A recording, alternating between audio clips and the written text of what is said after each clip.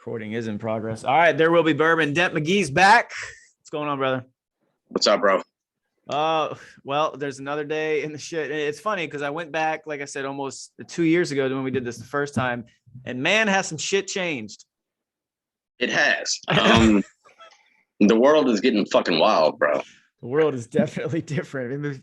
So before we try and decipher why and how, of course, as always, I am fueled by America's native spirit. So tonight it's a little California Redwood Empire. It's from out here. It's a blend of a few different aged between 4 and 12 years barrels. They aged out here in the old Pacific Northwest. What's cool about it, this one's called the Pipe Dream. Now I have like one of these cameras that's probably not going to zoom in on demand, but anyway, it's called Pipe Dream. It's named after the 13th tallest tree in the Patriarch Forest in Humboldt County, Redwoods. Surprised they haven't changed that name. Sounds offensive. It's a 367-foot tree. It's pretty fucking cool. Have you ever seen the Redwoods? Dude, the furthest west I've ever been was like St. Louis, and St. Louis sucked. St. Louis is miserable. Poor town. Anyway, so yeah, here we go. This is all over now. And the other cool thing they do is it's a very California, like, hippie thing they do. So for every bottle sold, they plant a tree, and they're up over 510,000 trees right now. So that's pretty cool. That's pretty awesome.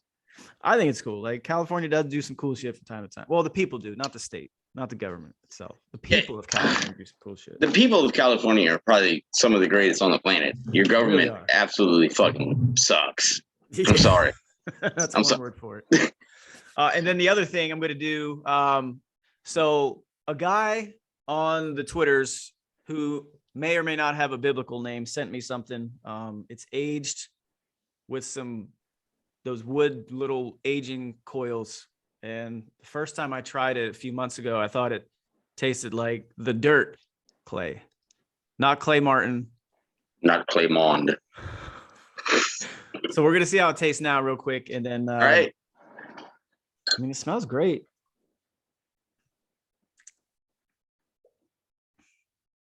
Nope. Still tastes like modeling clay. Like actually Play-Doh. It tastes like Play-Doh. That's what it tastes like.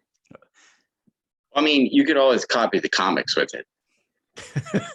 Yeah. Like, you know what this is? This is like if you as a kid were just eating Play-Doh, because I did that shit. I'm not gonna lie. And if you did, don't act like you didn't try and taste what some of it tastes like. But that's exactly what it tastes like. So my biblical man out there, with the regular stuff, you're onto something. This, you should probably just use it to power your car, because we're gonna need fuel probably. There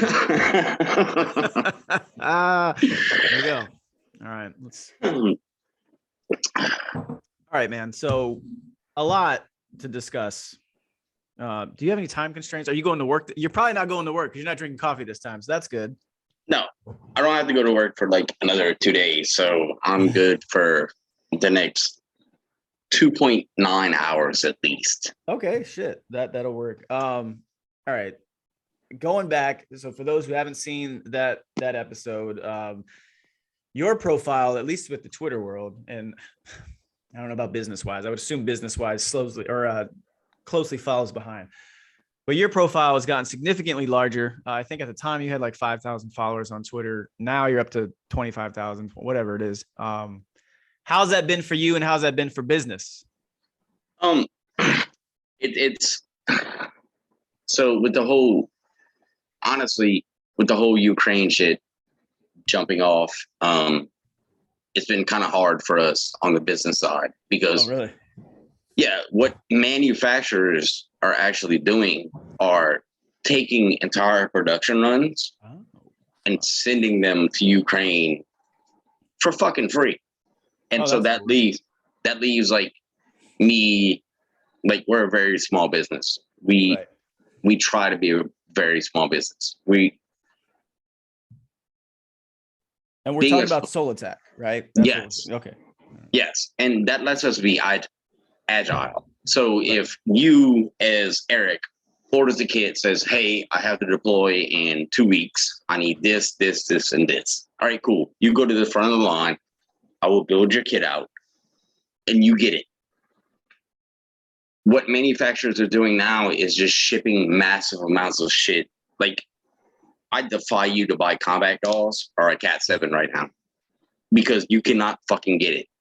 And like what we've always tried to do was to be fair about our prices. We're not North American Rescue, and I'm not talking bad about them. I'm not talking bad about anybody else in the industry. Right. The industry is what it is. But we've always tried to be very, very fair on our pricing. And we don't sell anything that I have personally not used on someone. You cannot literally buy a fucking Cat 7 right now. It's impossible. For those that don't know what is that? What is a Cat 7? So it's Combat Action Tourniquet version 7. Gotcha. And you can't even get like normie combat galls. You can't get the adventure medical combat galls right now. And for us, and I hate it for our customers because I mean, like, we've always said that like there's going to be a 7 to 14 day lead time because when we get your order, we're going to build your kit by hand. Right. We don't contract any of this shit out. Everything that you get from us is built by hand. And with what they're doing right now, it's putting a lot of people in a really, really big bind. And not just us.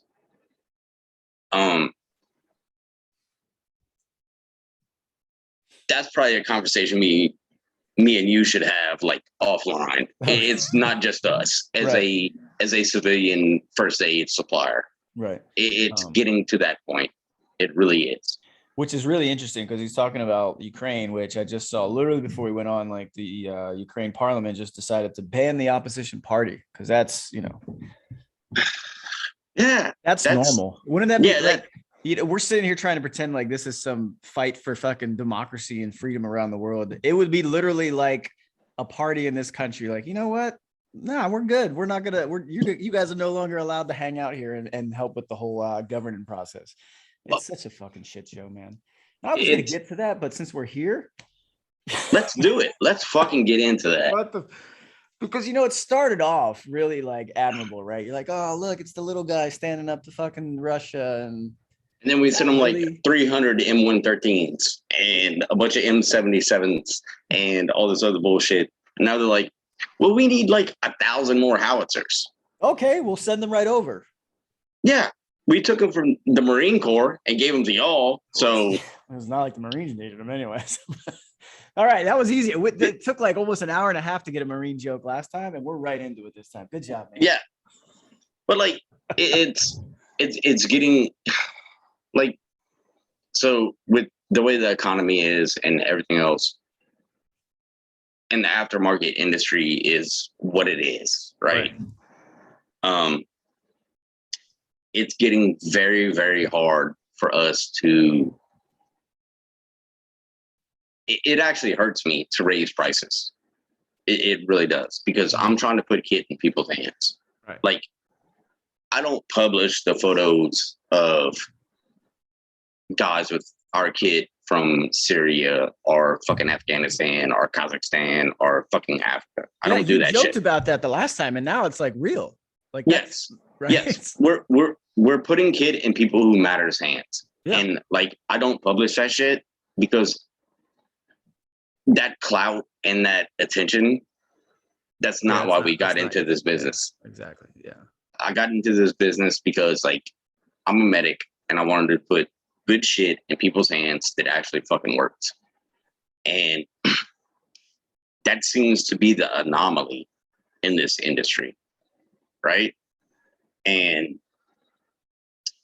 if things keep going the way they keep going, it's going to get super fucking real, super real fast.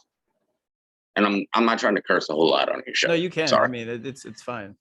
Sorry about that. No, it's fine. No, but I don't think people understand or even conceptualize that, right? Because what we are in, whether we like it or not, we are in a proxy war with Russia. Yeah, like that's essentially what it is. There's no other way you can flirt or skirt around that definition.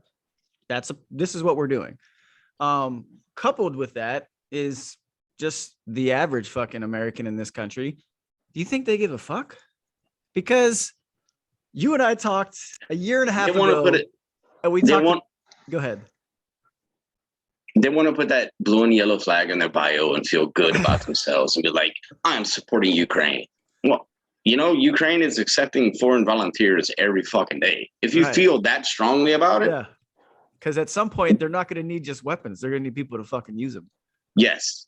Like, I know people that will crowdfund your fucking plane ticket and your kit, and we can send you over there if that's what you really want to do. There's a very honest term that applies to us historically. It's called mission creep, right? Where you just slowly find yourself more and more committed, right? Yes. But see, so that goes with it. You're talking about the flag thing. I got it. And I was, but so coupled with us gradually doing the stuff we're doing, the proxy war, all that shit. Meanwhile, you and I talked a year and a half ago, give or take, and you were like, gas in Louisiana is $1.50. And I'm like, yeah, it's about $2.50 to $3.25 up here. The gas station in front of my office is $6.69 for unleaded, just regular. Jesus there are multiple Christ. stations coming back from the San Francisco airport where all of your choices are all over $7. So that's here. So do you think the average family gives a fuck about Ukraine when they got to figure out how they're going to fucking pay for gas and food? Which let's not even get to those prices. That's another thing. No, I mean, like, you have legit regular families making choices between, okay, we can fill up the truck this week, or we can buy groceries this week, right? And that's a hard fucking decision to make, man. Yeah. And it's it's all a function of this administration. I hate to say that, but it really fucking is. I mean, there's no other one there's nothing else to tie it to. I mean, we're past where we were when you and I talked the first time. Shit sucked, but we got through that. However, since what's the common denominator?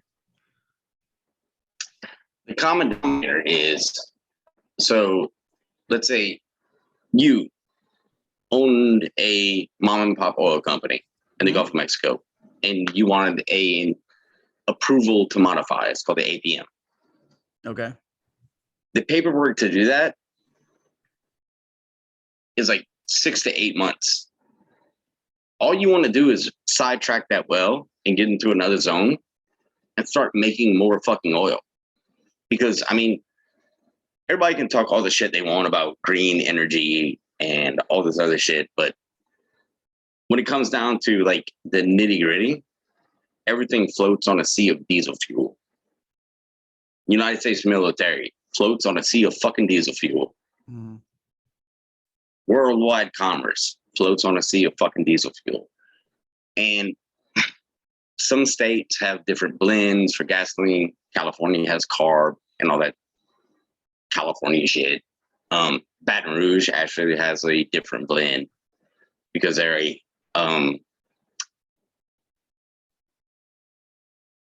high pollution area. And that all comes into play. But we haven't built a new refinery in the United States since 1977. So at some point, we're going to have to be like, stop looking at the stars and be like, this is great.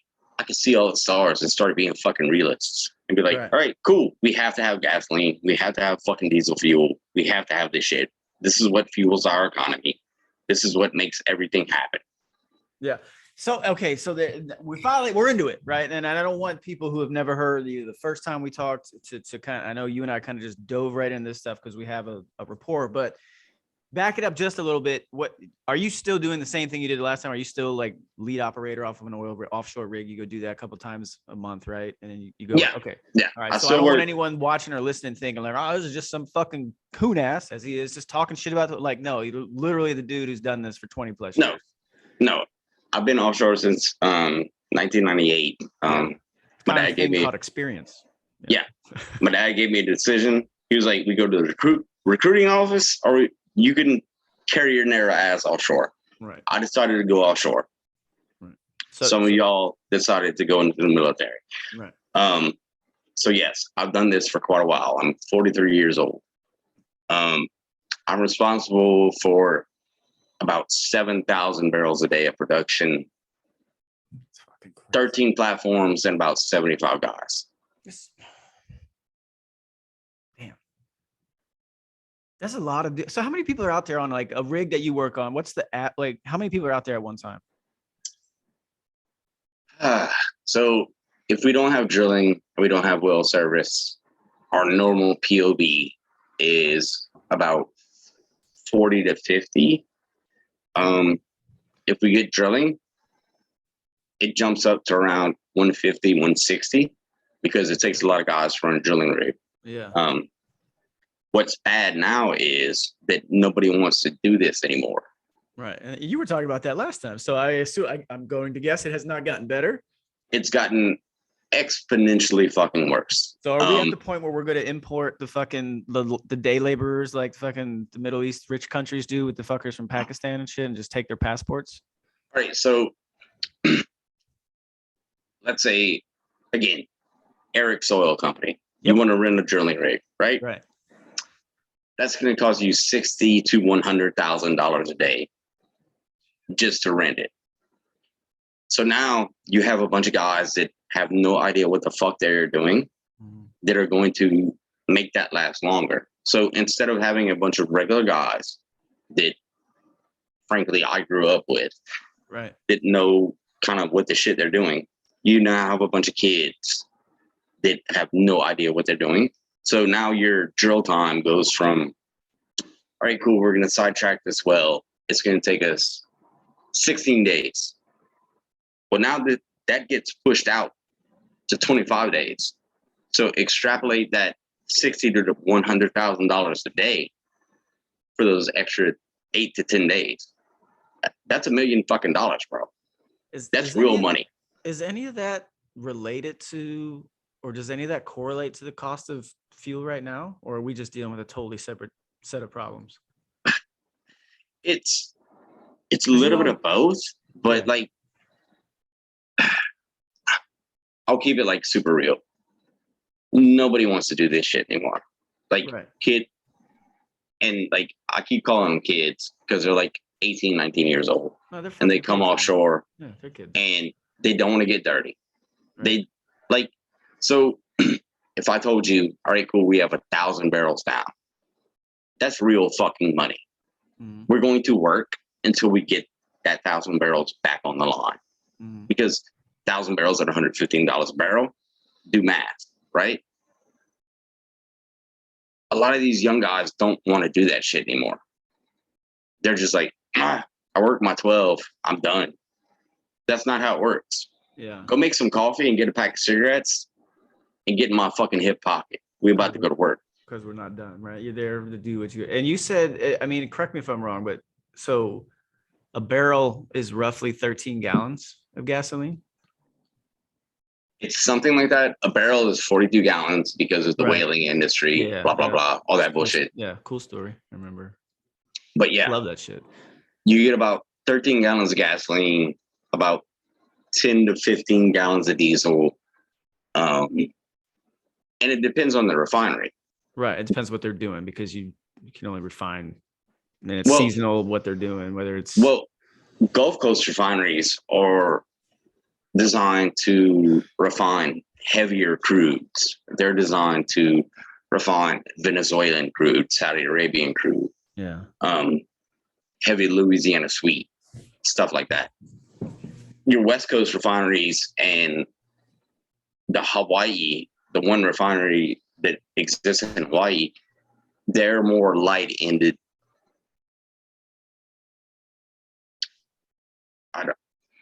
Are they running though? Okay, so like literally last weekend, I was down to visit my brother. We went to a baseball game in Anaheim, and then we went over to the beach in Huntington Beach, and like you see all the platforms off the coast, right, in Huntington Beach. And I wanted to, because I wrote this down because we're trying to figure it out. Okay, the offshore rigs in Huntington Beach, like, so he's heard that they're running, but they're not really running. It was part of a potential shutdown, but the unions and all in California, so they get like $44 billion from this, and they didn't shut them down. So do those things actually fucking do anything right now? Or is the oil just sitting in fucking refineries after they pull it out and it's not getting processed? The Pacific OCS, Outer Continental Shelf, Yep. They've not allowed a new platform to be set for about 25 to 30 years. There's so few of them that they have names like Hondo, Grace, Gale, stuff like that. There's a reason one side of them is painted green and one side of them is painted blue. So they blend because Californians don't want that shit offshore. And that all goes back to the Santa Barbara oil spill. I think it was 1967 or some shit like that. Yeah. Frankly, y'all are sitting on around 3 billion barrels of oil. Still in the ground. Still in the ground. That's proven reserves. Atlantic OCS is probably 2.5, 2.7. Gulf of Mexico, we're still sitting on tens of billions of barrels. But yes, y'all are sitting on a shit ton of oil. It's because of the governmental regulations. And so like a while back, one of the companies was like, cool, we won't go offshore. We'll just directional drill from the land offshore and hit the spot. Innovation. The California government was like, nope, can't do that. Nope. So when was the shift? Do you know? Like, I'm not gonna assume you know, but maybe you do. But so when was the shift? Because California wasn't the way California is now. Like, people need to understand that California at one point was, you know, this is far west as we get. Like, and these motherfuckers. Bakersfield, Kern River, all that shit. Yeah, you talked about Kern River before, but I mean, so you know, there's been I talk about this with the state of California, right? They haven't had a Republican governor since '94. Okay, so prior to that, they did some shit. Go back to San Francisco. The people who built that fucking city, like, these were not weak, soft people, but you know, here we are now, and they haven't had a Republican mayor since 1967. And I will not sit here and pretend that Republicans are the answer to all the problems, because they have enough have enough issues with them as well, right? However, I'm just saying, at one point, all of this stuff was built because it was a pretty clear and obvious need for it, and there was a ton of supply. And then at some point, somewhere along the line, someone had to be. Well, I mean, what happened? The entire reason that Beverly Hills High School is why it is, because they had like 5 active oil wells on campus. The clock tower at Beverly Hills High School, that was to camouflage a derrick. Yeah, because there's derricks like right on like the parking lots in Huntington Beach. You see them working. Yeah. I mean, like the oil is literally everywhere in this fucking state, especially in the South, like the southern part of the state. You could scoop it up with a fucking shovel in some parts of California. Yeah. Why has it been so demonized? Though I don't get because it's dirty and it's hard work, and yeah, but it's the new answer is everything's going to be green, bro. It's cool. We're just going to do EVs and all of this other shit. It doesn't. So okay. I'm glad I brought that up, because I didn't write it down, but it popped in my head earlier when you were talking, because, and I know we briefly mentioned Elon Musk the last time, but you know, I think it was the first time, maybe it was the second time he was on with Rogan a year or so ago. I listened to it, and I mean, he makes a valid point, right? And I get it, but I also get what you're saying, how like, hey, this is our entire economy is built off of this stuff. You don't just flip the switch and be like, yeah, we're good. No. Okay. Well, I'll ask you this. The argument that this is finite. We have to at some point switch and move on to something else and find something else. And we so don't. What do we do with everything that we already have? We don't. There's so much oil in the ground, it would boggle your fucking mind. So when Chevron set Jack St. Malo, this was their biggest project in like 10 or 15 years. It cost them about $8 billion to drill, set, and start producing. That one platform makes over 250,000 barrels of oil a day. That's one platform. Is that a lot? That's fuck you money. That's because I think we found out last time. Like, I think we figured out how much the United States uses in gas a year. You know, several hundred. So the United States uses between 18 to 20 million barrels of oil a day for domestic consumption. So when Biden does the strategic release shit, it's just fucking, it doesn't mean It's for anything. show. Yeah. He's doing nothing but drawing down. The SPR was put into place for war stocks. Right. That's legitimately the reason behind the SPR. Right. All that they are doing is drawing down the war stocks right when this shit in Ukraine is popping off. And we're not going to talk about fucking Taiwan, but I mean, it sounds like the solution, going back to what's going on with Taiwan, is something you said on the last platform, is how dirty and the shit, the byproducts of making solar panels all.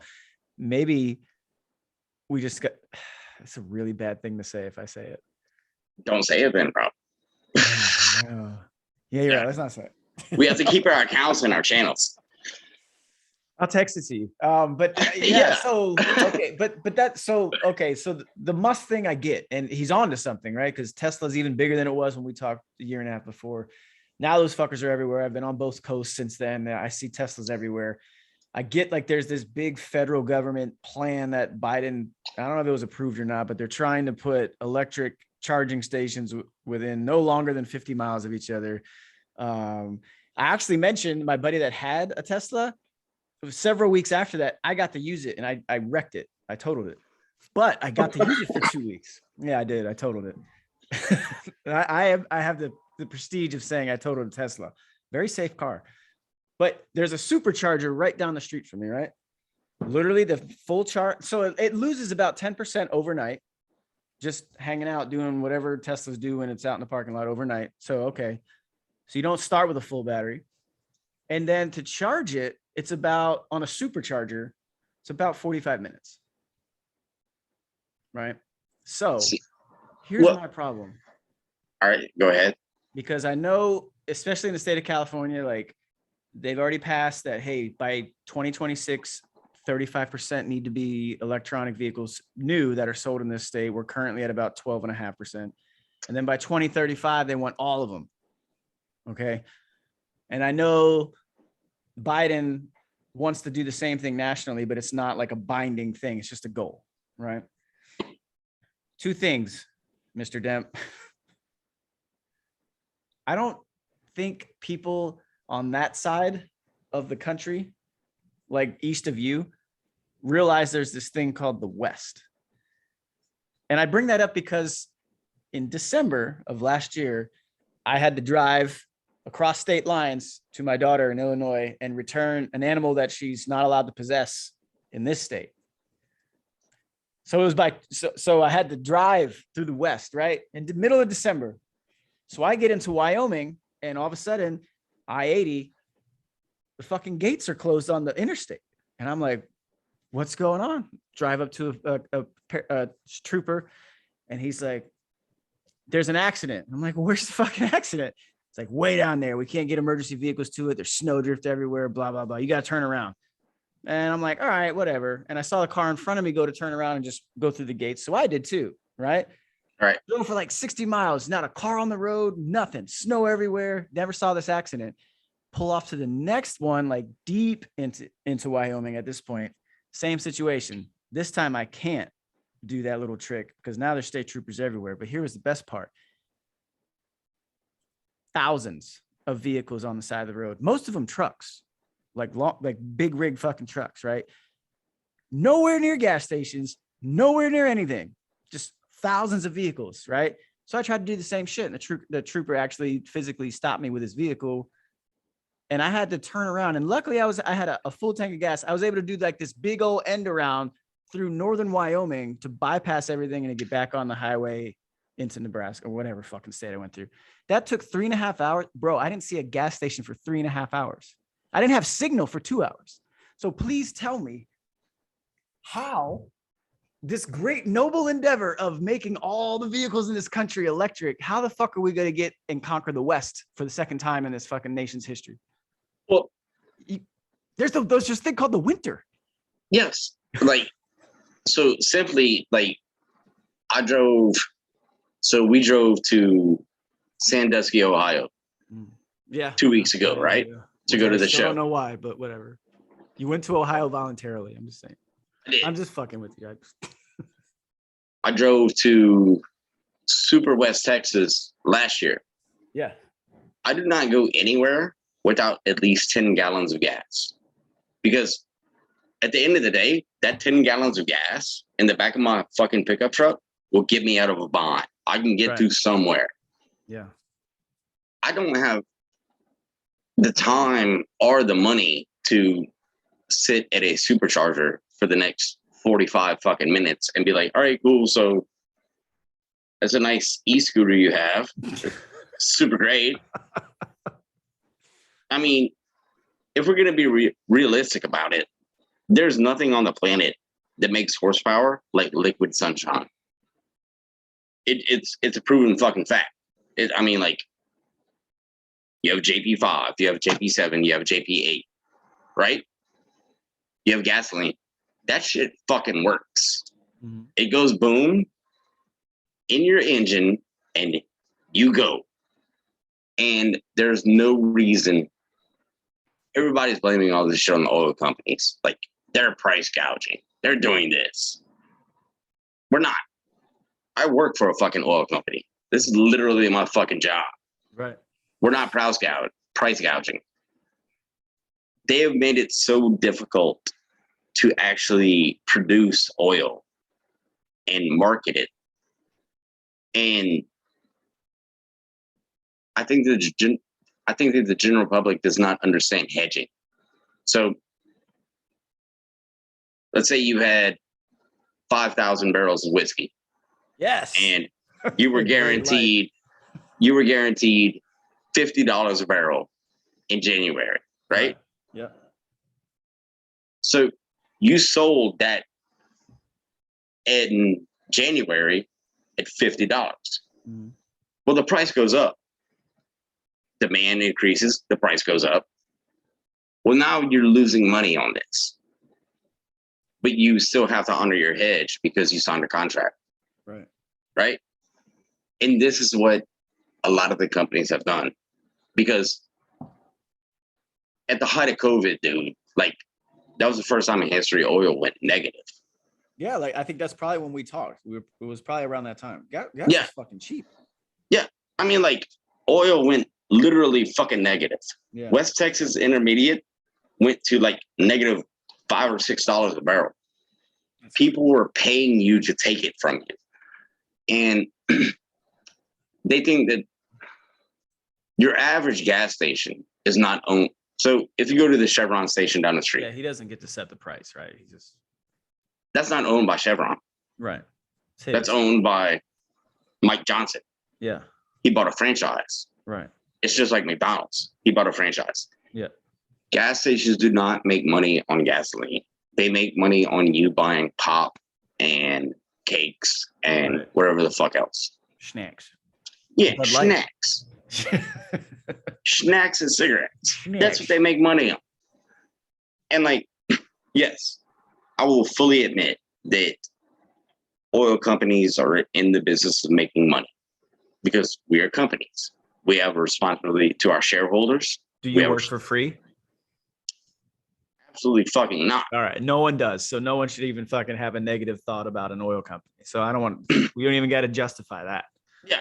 And it's a very easy target. Yeah, so to speak. Because people see it every day, right? They see the fucking price go up every day they go to work. It's higher than it was yesterday. Like, so of course. Yeah. And I mean, like, it comes down, yes, I'm colored by my experiences on Twitter and social media. But what social media and Twitter has taught me that is usually the lowest common denominator is going to win. Because like this one stupid idea will take hold and it just keeps fucking going. Right. And like oil companies aren't here to fuck you over. Right. We're just trying to pay our people and keep in business. Right. And like, I don't know why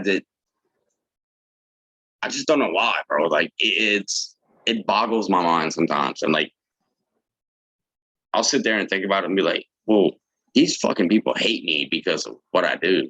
And the way my family has made our living for 3 fucking generations. But Right. like, all we were trying to do was keep food on the table and do a good it's job. branding. It's branding, right? Like, go back, look how the branding's changed in this country for the military over the last 50 years. Look how like people like your dad or even your grandfather, at the tail end of your grandfather, how that they were labeled and branded and treated and looked at during the Vietnam era. And then now look, once they went away with the draft and made this a voluntary force in 1973, things got different. And now, like, we're to the point where we're kind of over the top. And I'm not gonna, it benefits me. We're a little over the top, right? But now look, it's branding though, right? Now you are a subject to the negative branding. Oh, you work for the big mean oil companies. You're an employee of that. You must support all of that because you work for them. So now you are also the face of that. You're not the fucking executive or whatever that they could really, if they wanted to be mad at, you're just the face. Bro, Right? I'm not a fucking corner office. I mean, Right. I'm just you're a boots dude on the ground. You're like one of the dudes who actually goes out and does this shit. Yeah. And people I mean, like, people don't benefit from that unless they actually, how do you put this? Like, I always hate people who they take it out on the one that is actually at the forefront, right? The one doing all the stuff. Like, do you get mad at your fucking local farmer because produce has tripled around here in the last 2 years as well? No. Dude, fucking corn, asparagus. We talked, I think, last time about California almonds. Like, why do pistachios cost $15 a bag? It's a fuck. Like, so are you mad at the fucking farmer? Are you mad at the worker? Who's? I mean, we can turn our fucking hate towards a lot of things that we can't really justify at the end of the day. It's only something that's being told and fed to you to kind of spike that emotion inside you to be like, oh, look, bad, evil man, the oil guy, he's bad. Yeah, and it's we live in a world now where everything is clout, right? And whatever gets the most likes and the most retweets is going to take hold. So it's like, not even 15 minutes of fame anymore. It's 15 seconds. It is. I mean, like, if I wanted to beat up on oil companies or if I wanted to beat up on the military or whatever, right? Those are known quantities because that shit's already being done. Yeah. That's why fucking mill Twitter is a fucking cesspool. How's oil Twitter looking right now? I meant to ask you about that. They out there? No, I'm just kidding. Oil Twitter is like a bunch of retards from like West Texas and South Louisiana who just don't give a fuck. I feel like that's how mill Twitter used to be, but if there was one, right? Like if this was like 100 years ago, it'd be like, bunch of dudes just don't give a fuck. Yeah. That's how it's supposed to be. Yeah, like, well, right? It's definitely not that way anymore. Anyway. Yeah. I saw the last guy that got canceled, and who was that? I missed all of it at this point, which is good. I'll text you. Okay. I don't want to put his name out there. Yeah. Good idea, because it's not deserving of it anyway. So yeah, but like Twitter and Facebook and IG and all this shit has shaped so much of our attitude in the last 5 to 10 years that like no one has a good argument anymore. They don't have a factual based argument. It's just, all right, cool. I'm going to say this dumb shit, but it's going to get like 100,000 likes. So now I'm right. It's all emotion.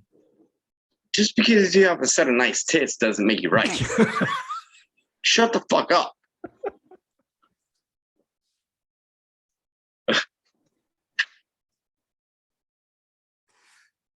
All right. There's way more to that line than most people will understand. But yeah, you're right.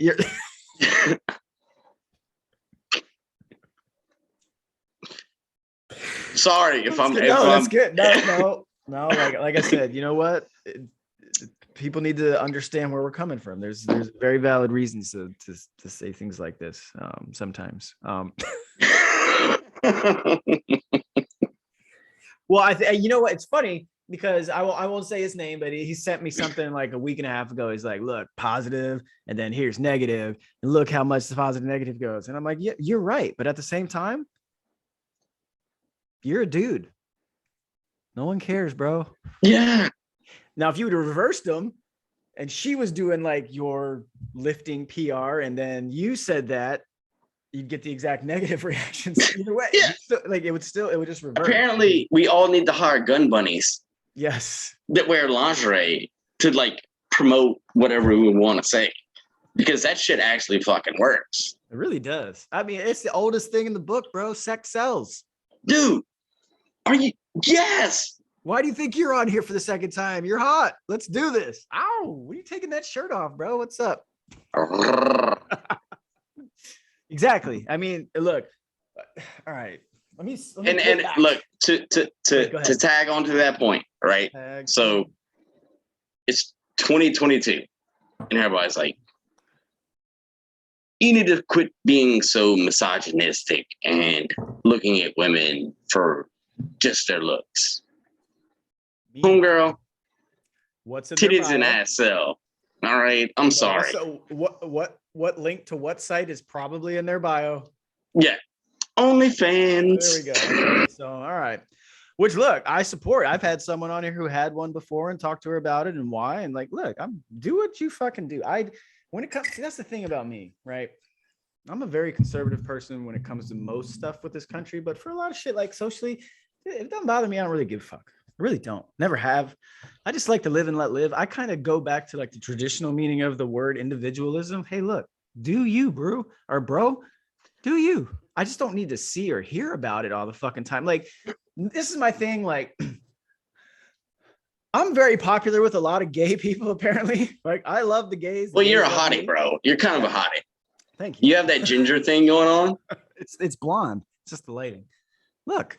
You can lie to somebody else. You can't lie to me. Bro, look. Fucking I can see it. Light on. I've been out in the sun.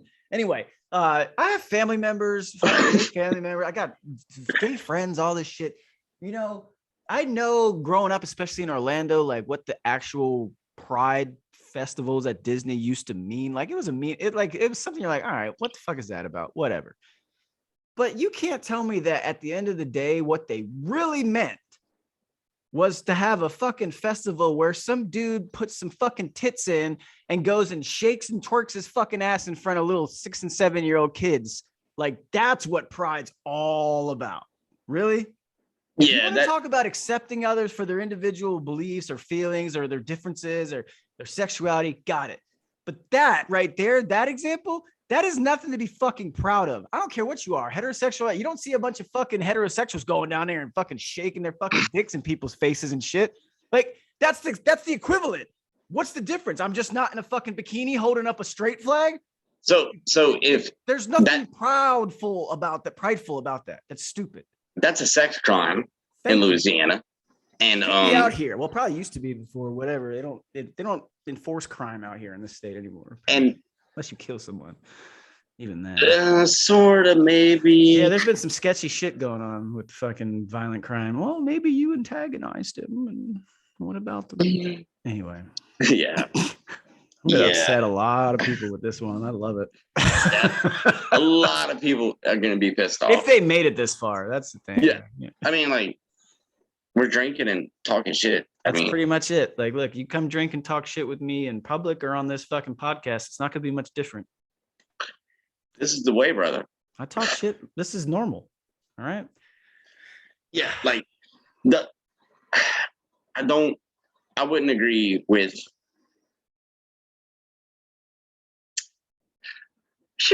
I wouldn't agree with the whole drag queen story time bullshit, or I just don't get that. I don't see the point.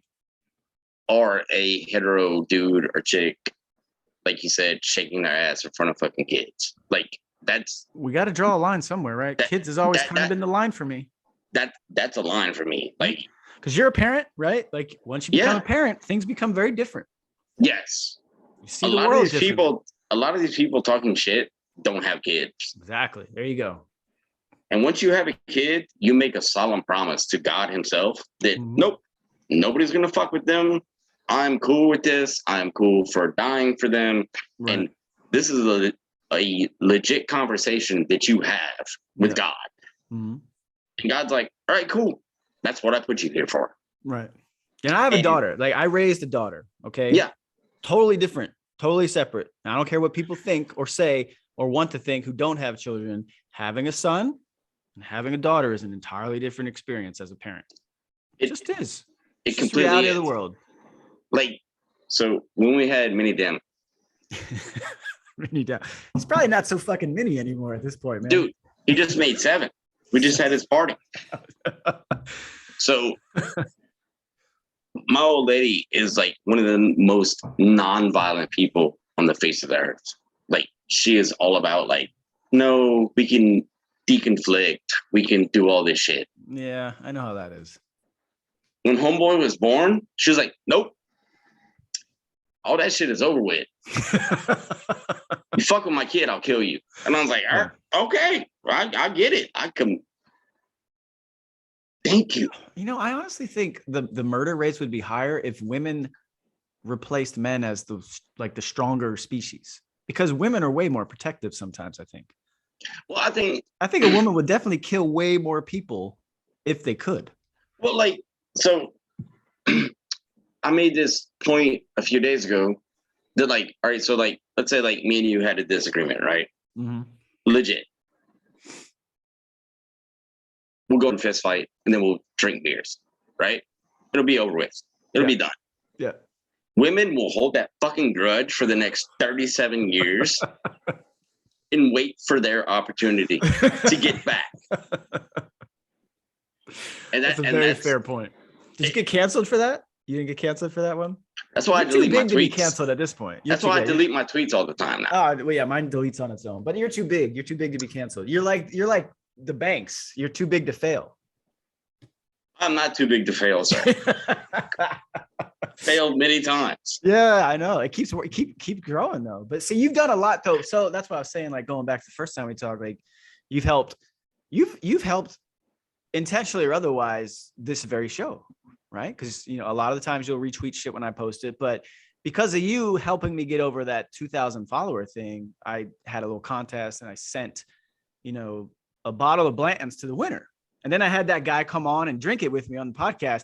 And then like, bro, 3 weeks ago, him and I went to a Giants game out here. Nice. That's because indirectly, and here's the funny part, before we even get to that point, 2 weeks prior to that, I was going to visit my daughter and I'm in the Chicago airport and I hear some dude go, "Bourbon!" Just fresh off the plane. I'm like, don't look. All right, look real quick, see what it is. And it's him. And I'm like, what the fuck? Like randomly. Yeah. Well, dude, I was all the way. Go to a baseball game with this guy. And it's all because literally you helped me get over that line and he was the winner. And it's fucking, the world it's tiny, bro. It is. Dude, we were all the way in Ohio. So we're at the OTOA, which is like one of the largest law enforcement trade shows in the country. Yeah, that looked cool. That looked like a good little crew I saw. Yeah, you might know some of us. So this dude walks up. He's like, "You look like somebody I know from Twitter." I was like, "Oh, Jesus fucking Christ!" I'm like, "Who do you think I am?" He's like, "I don't know. You just look really familiar. You look." I was like, "I'm Demp, bro," and he's like, "Holy shit, you're fucking Demp." I was like, "Bro, don't make this weird." It's from a fucking all because you created a Twitter account a few years ago at one point, right? Just fucking shit post and talk some shit. Yeah. Be a fucking medical coon ass and start a company and shit worked. I don't do this for clout or popularity. Oh, I do this because the reason this is like because you're authentic, man. This is my outlet. Yeah. I mean, like, so like when I talk shit and like I throw all that shit out there on Twitter, that's my outlet. Like that's how I throw all this shit out. And like it's relatable. People have all been there. And for y'all, a lot of shit. Most people are tourists on Twitter. You know what I mean? Most people are tourists. They're just watching. Yeah. That's why I'm saying, like, you speak probably for way more people than you imagine. And honestly, for y'all to be like, all right, cool, Demp is one of us. He's accepted. Yeah, that was this. Blah blah blah. That's totally different. That we're too small to make you that big. You know, like this. You're well outside of that circle. I know. I'm getting into that hush territory. when you get to Joe Kent territory, it's time for you to fucking run for office, man. Because Joe's taking over. Well, I have too much of a past to run for office. Who was the last president? Are you serious? We're way beyond that shit at this point, bro. Anybody can be anything at this point in American politics.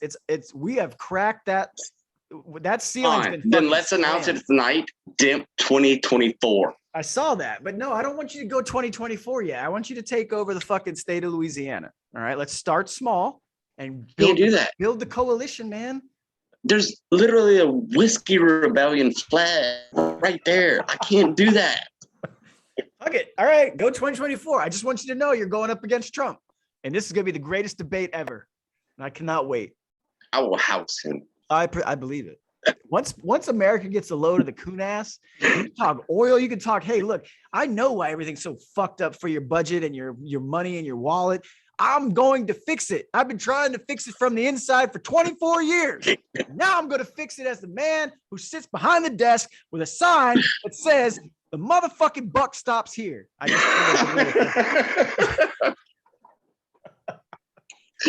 This is the best fucking podcast ever. It really is. I mean, I try to tell you, it's been a while, so it's good that you're here for this. Look, all right, I got to let me back up. I have some things. Stand by for 1 second. Let me grab a beer. Yeah, do that. So I can figure out what the hell I'm doing. We'll sit and talk to the imaginary people that are watching. We have 73,000 viewers right now. At least. I mean, that's on average. Yeah. Whoa. Okay. All right, guy. No, just kidding. Okay. So Demp's gonna go get his fucking beer. Did you notice he's switching from? It looked like he had liquor. Now he's going to beer. Whatever. I'm going to stick with this. So for those who may be listening to this point, if you want to know what Redwood Empire tastes like, I'm very impressed. I've put it off for years. So I always see it in the liquor store. And I'm like, oh, look, another California attempt at bourbon or whiskey or whatever. It's actually fucking very good. It's very caramelly. I like caramel. So Demp's back. Yes, okay. I am. Last question on kind of the stuff that we were, and maybe it won't be. I'll get back to it at some point. And I know before you said it's a future. Keep going.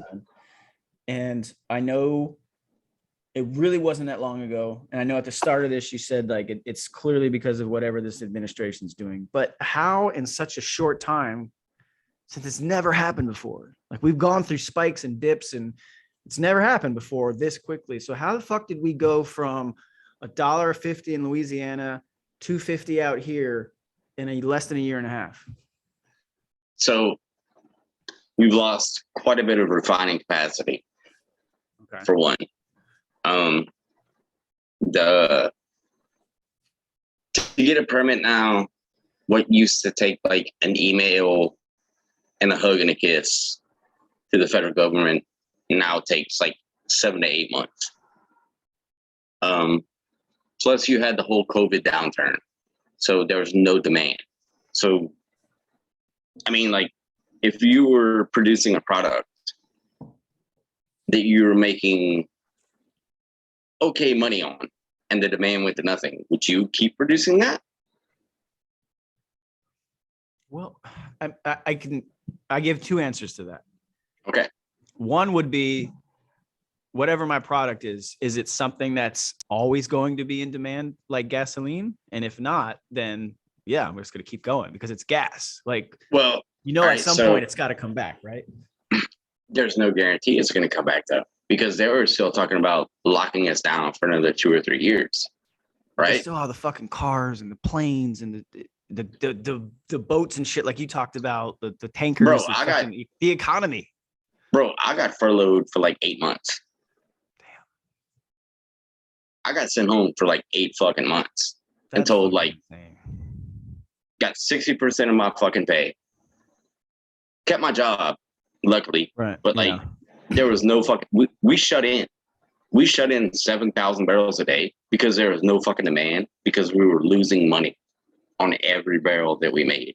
Because every barrel has a price built in. So we have chemical costs, we have labor costs, we have transportation costs, we have all of this shit built in.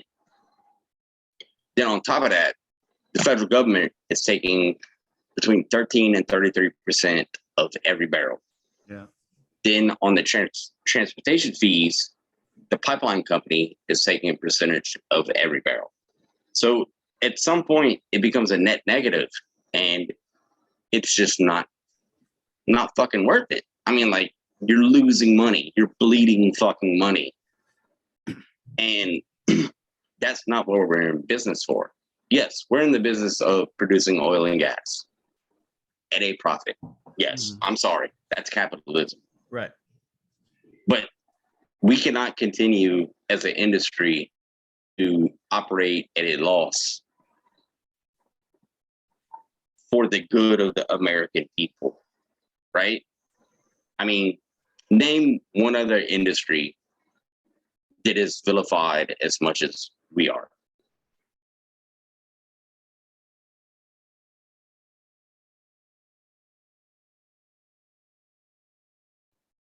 The dramatic pause is for those listening and not watching. That was not a dramatic. I was literally trying to figure this out. I would probably say alcohol 100 years ago, but that's way over with. Yeah, I don't think there is one at this point. There's really not, man. And I mean, people are like, well, tobacco was pretty fucking brutal in the 80s and 90s probably, but even then, like, tobacco doesn't have their own CFR. I do. What's a CFR for those?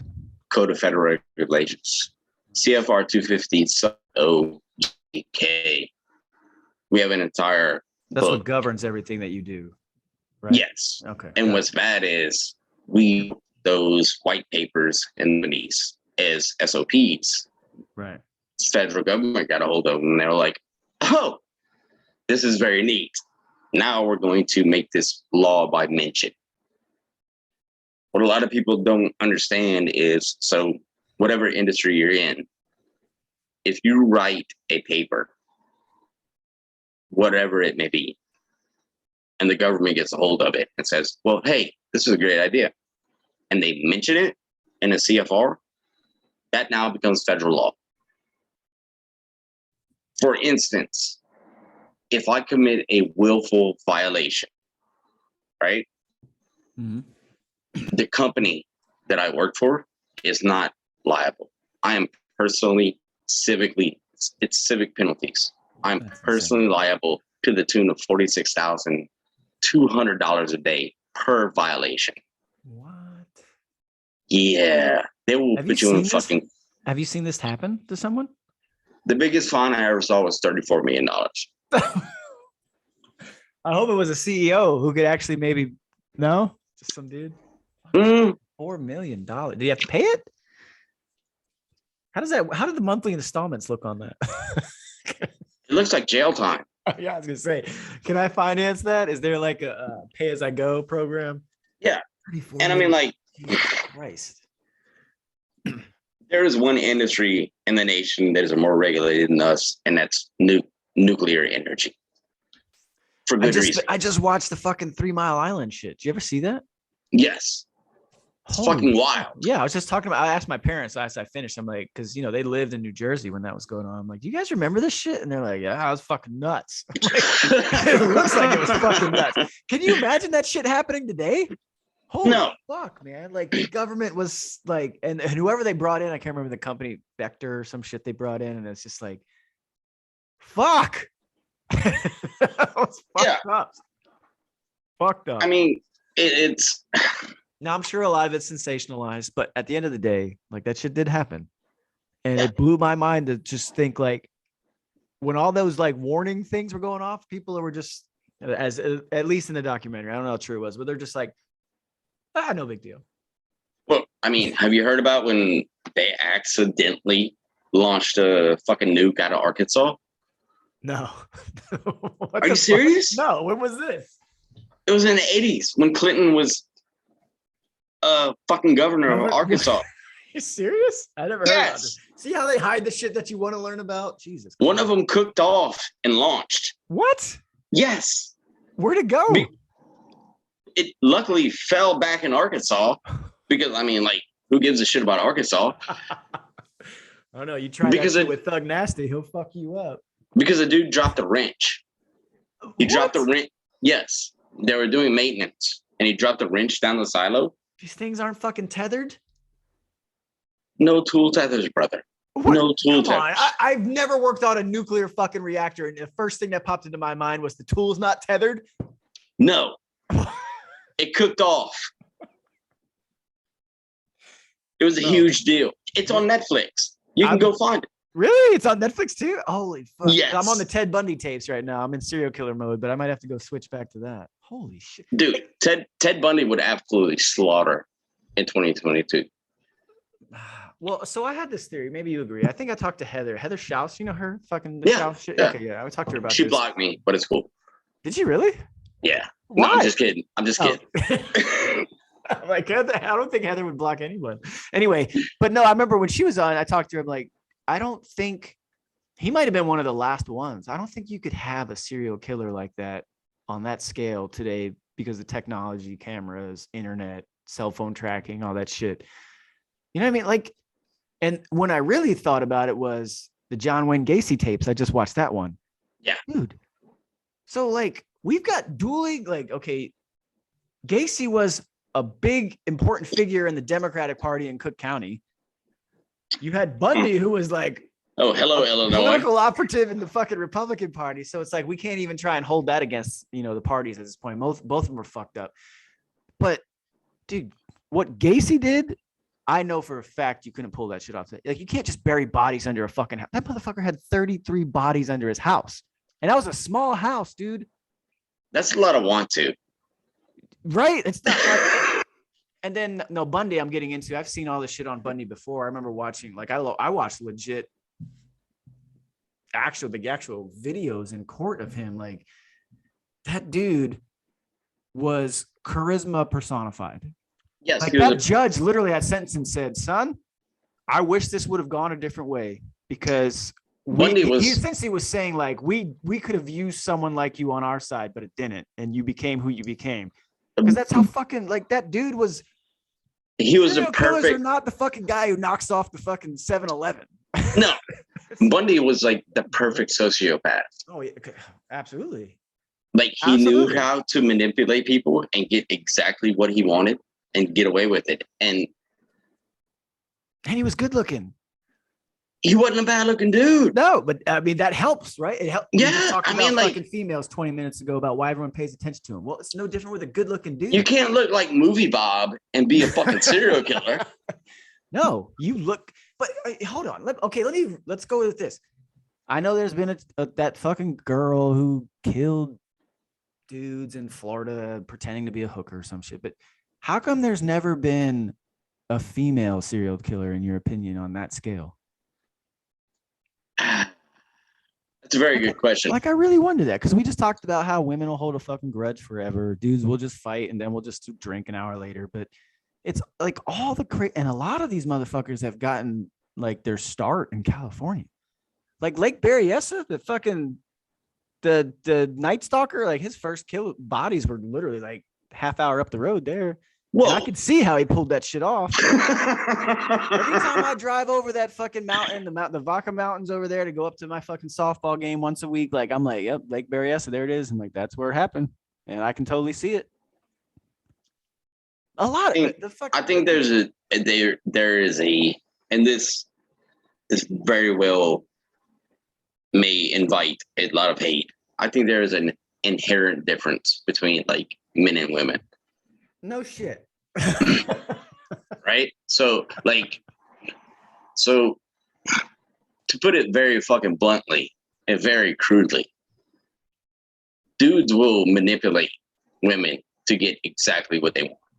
Whether it be, I'm not going to say that word on your podcast, or anything other stuff, right?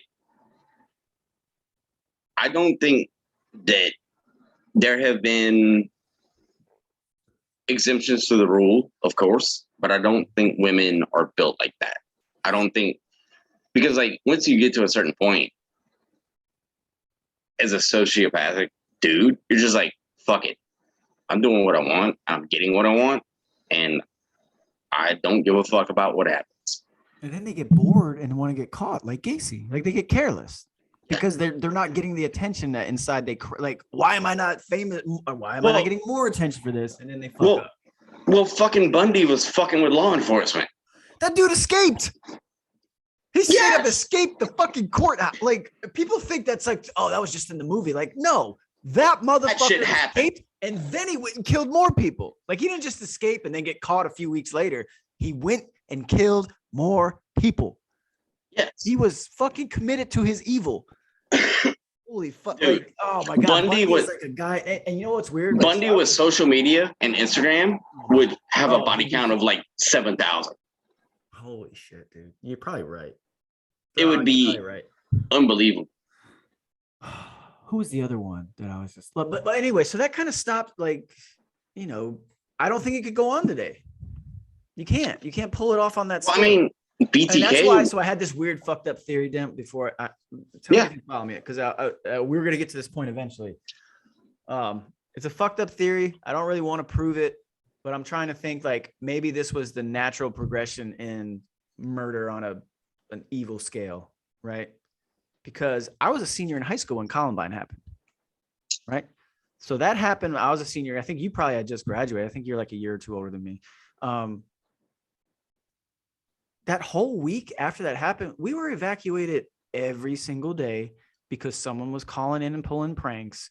Someone was spray painting some crazy shit on the fucking bathroom walls. Like, this was just my school. So never mind on a national scale what was probably going on. So I think like the natural progression, I hate to say it, like we had all those serial killers. We had Gacy and Bundy being the biggest ones at that time. We transitioned into the fucking OJ case. That went away. That was like celebrity murder. And then the next progression on our national conscious was mass shooters. Well, I mean, like right now.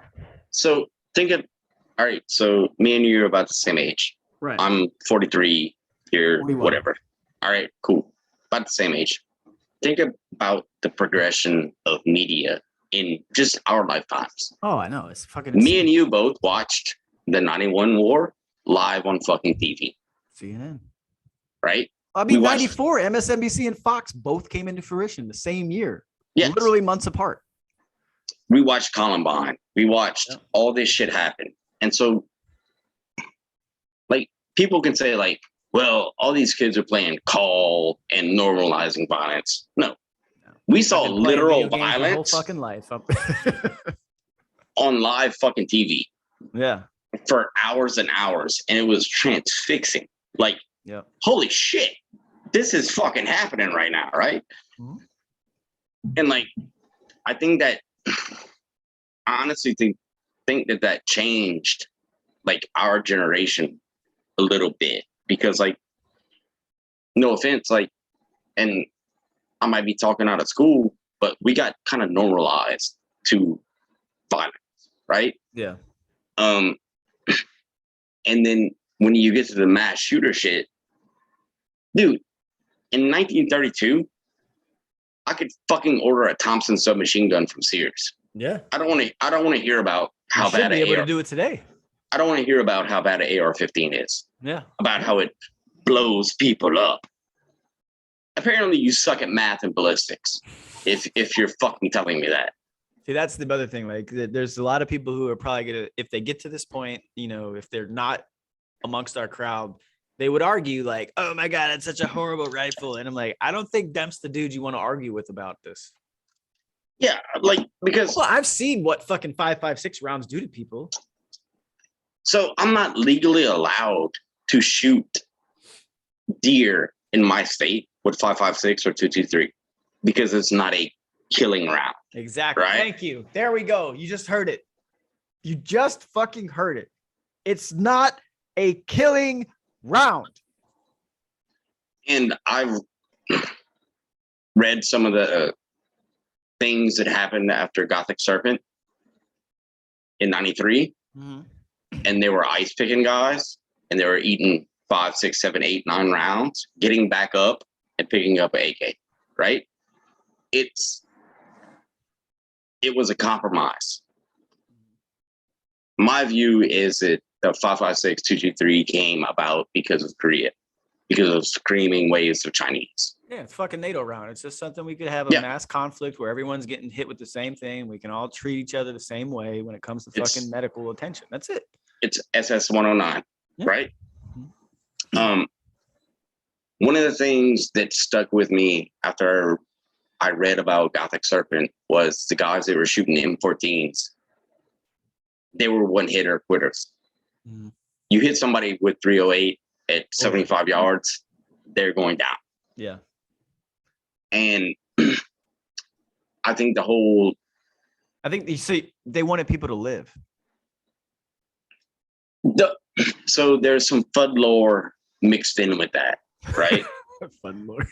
It's a great word. So like a lot of FUD lore is like, well, 5.56 is a wounding round. Right.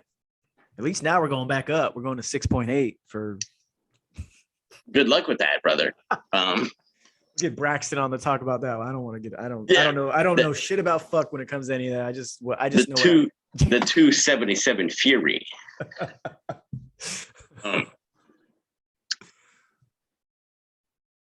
So not to be an asshole and not to be like morbid, 5.56 will absolutely fucking kill people. Mm-hmm. It absolutely will. If you're shooting 8.55 out of a Mark 18 bullet for those, yeah, there you go. It's not going to do what you think it's going to do. That's why God created Mark 262, right? A lot of people are applying the wrong rounds in the wrong situations. Like, I buy expensive as fuck ammo for my carry guns, like $2-3 a round, because I want them to matter. If I have to pull the trigger, I want this shit to matter. You cannot expect to shoot ball bullshit or green tip in a fucking house and do work. That's not it's physics, right? And it's, while 5.56 is a killing round, it absolutely is. It's not the world exploder that everyone thinks it is. Right. I think that's the point. It's going to take several. I mean, you can kill everything. You talked about this the first time we talked with it. Like, hey, if the only thing you can get is a 22, get a 22 because it's everywhere. You get shot enough with a 22, you're probably going to die. Yeah. Like, if all I have is a 1022 with a BX25 and I put 15 of them in your chest, you're going to stop what you're fucking doing.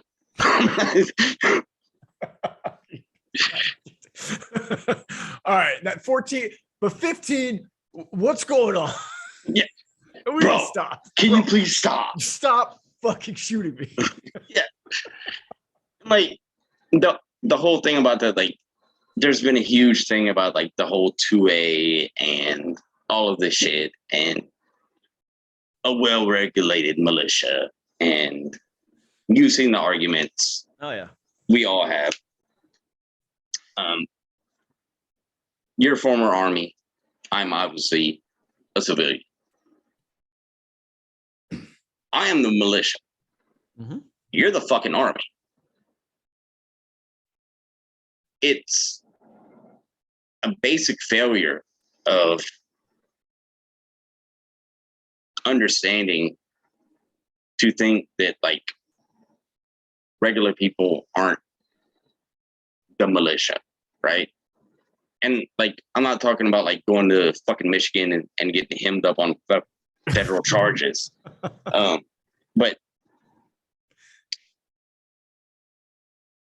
being well regulated just means my shit works, means my shit runs. All my shit is in working order.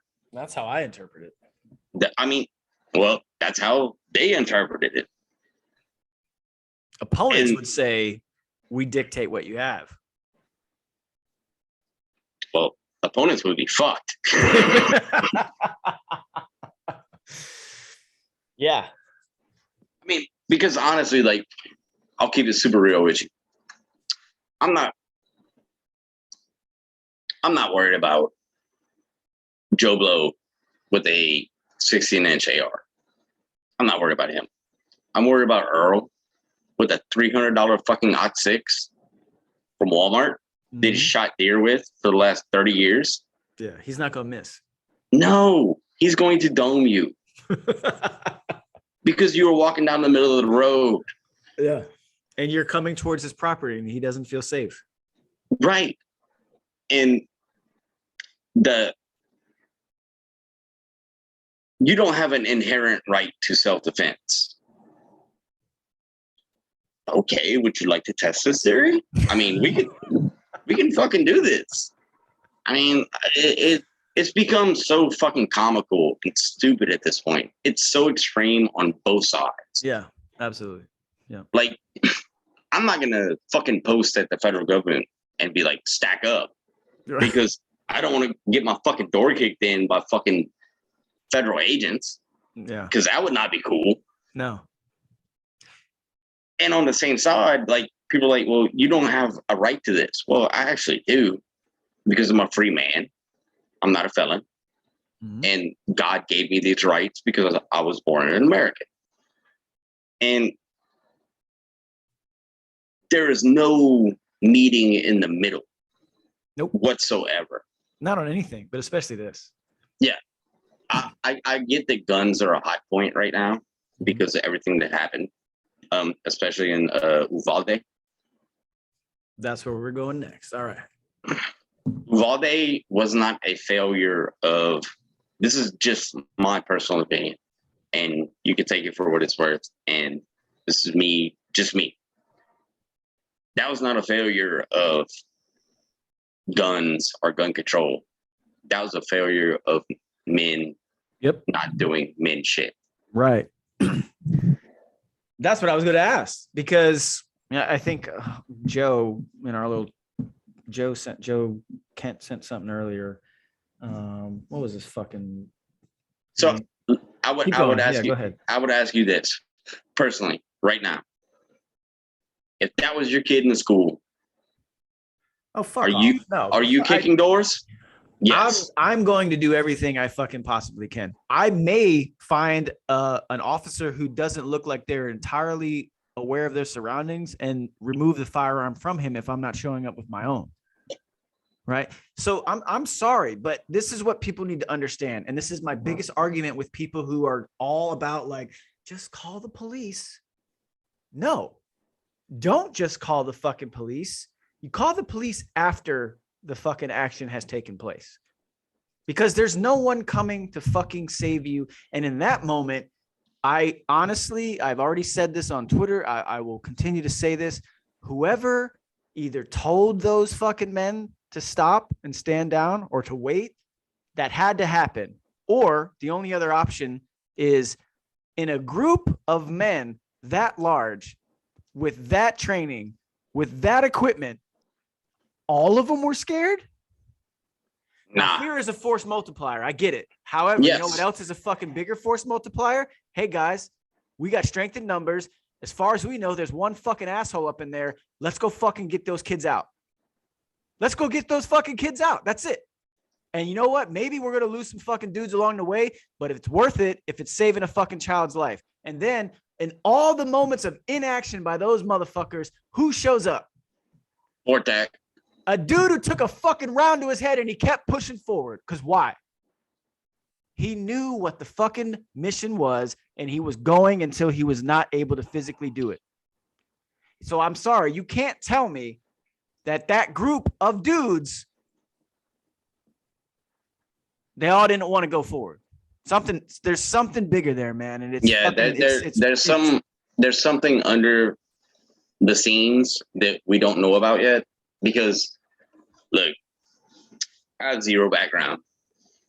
If my kid's getting shot at, I'll wade in with a fucking pocket knife, right? Okay, that's how it has to be. That's how something, right? That's how it has to fucking be. Yeah. Me and you talked about this earlier. We made a deal with God. Yeah. Our kids are our kids. Mm-hmm. Kids are fucking kids. Do not fuck with kids. Right. And what was their stack? Like 19 fucking cops in a hallway, and one Vortac guy shows up. Bro, you can't tell me this. No, you're not gonna convince me that this shit is real. No, I'm not saying that like this shit didn't happen, but the shit about like, well, The officers were afraid that he had an AR-15 and they only had AR-15s. Okay, cool. Let's fucking gunfight. Strength in numbers. Like, you know what's great about the United States Army is we have a doctrine or a regulation for fucking everything. And you know what at the very core of engaging in conflict is? Numerical superiority. Hopefully you got 3-1. How many did they just say they had? 19 against one? Well, worst case, let's up the odds. All right. Worst case, there's probably 3 dudes in there with rifles. All right. We still got numerical superiority. Let's split up into fucking teams of 4 and let's go fucking go. Why do I have to think that up? Yeah. Let's go fucking do work. You two go fucking that way. The 2 of us are going this way. We're going to get a fucking bounding team and we're going to get a flank and we're going to try and get into the fucking door. That's it. All right. We got communications. We got comms. We're going into the blind at night with nothing. He dropped his radio. He dropped comms. The IC dropped his fucking comms. And there were exterior windows. You cannot fucking tell me right now that no, I just do not fucking believe it. I can't. And I can't. I go back to the shit that happened in what was it? It was in Africa. The mall shit. I posted about it yesterday. Oh, I missed it. So in Africa, was it the mall or the hotel? Was it a hotel on the beach? I know what you're talking about. It was the mall. There's one SAS dude. Oh yeah. This dude, yeah. And he's like, just showed up. Yeah, let's go. He's like, all right, cool. Let me go grab my kit. I'll be right back. I'm fucking on R&R, but fuck. Yeah. You cannot tell me that with exterior windows and the IC drops his comms. He literally put that in public. My radio was too heavy. Are you fucking kidding me? Bro, I'm a civilian and I carry a fucking Motorola every goddamn day. I mean, dude, I've had issues going back to the Obama administration where a lot of the proliferation of all this equipment started after we pulled out of Iraq. And it's like, well, all right, well, what do we do with all this fucking equipment? Well, let's give it to the local police departments. I have a problem with police looking like the military. I really do. It doesn't help when these dudes all look like they're straight out of fucking group and none of them do anything. So now you justify my fucking concerns because it's one thing to dress and look the part. I have a problem with that. It's another thing. We had 2 things that come out after that. Well, first of all, so Joe sent this earlier. A Halligan bar. Do you know what a Halligan bar is? I hope I'm Yes, sir. Okay. So apparently this was not brought into Rob until an hour after the first officers entered the building. Authorities didn't use it and instead waited for keys. So they waited for keys to get into this fucking thing. So you're telling me that there was not one fire truck, not one EMS truck with a Halligan that showed up? I don't fucking believe that. An hour after is what they're trying to tell you. That's what. So these details are coming out. This was 3 hours ago. These are the things coming out now about this. Also, officers had 4 ballistic shields inside the school during the standoff with the gunman. The first arrived 58 minutes before officers stormed the classroom. The last arrived 30 minutes before. Cool. This was a fucking... At the end of the day, let's get back to who this person actually was that pulled this shit off. This isn't like... It ain't fucking retard. Rambo. It's not. He has no training. Nope. Apparently somebody sold him 2 DDs. If that's true, he's barely running a gun. Fuck that. Fuck that. But this is what I don't understand. And I think, I think Red brought this up. The difference between police and dudes like Red, I'm not an SF dude. I never was, but I've at least done enough fucking training over the years that like I've accepted in the moment, you got to go do some shit. The difference between people like Red or people with that mentality in the military and police just want to go home at night to their families, right? Dudes, except we might not. We need to go out because we got shit. We got a secured objective. We got to go retrieve some fucking property. We got to save some fucking lives. And we have to accept the fact that there's inherent risk in every fucking mission. You can't mitigate it all. And someone, hopefully them, but someone might fucking die. What if the I'll be completely honest with you right now. If the objective is kids, nah, bro. We're gonna work. We're gonna work. There's 19 of us. I don't care if it's me and you. I don't care if it's me by myself. We're going to fucking work. Right. But it's one 18-year-old fucking retard. And that's why with no training. Who gives a fuck if it was, give it to your worst possible scenario. If you have that much numerical superiority, what the fuck are you afraid of? AR-15s, bro.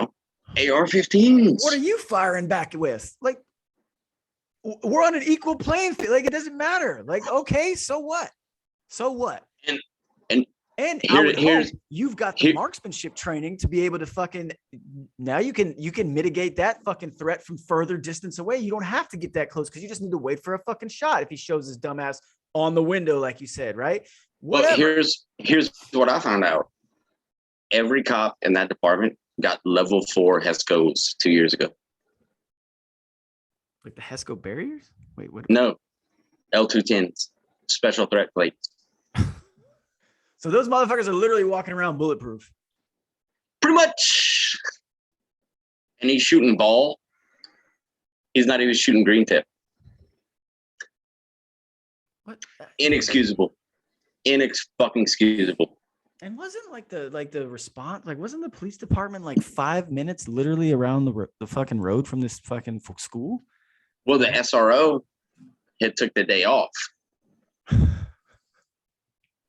Well, that doesn't make too much sense now, does it? That doesn't seem like a coincidence.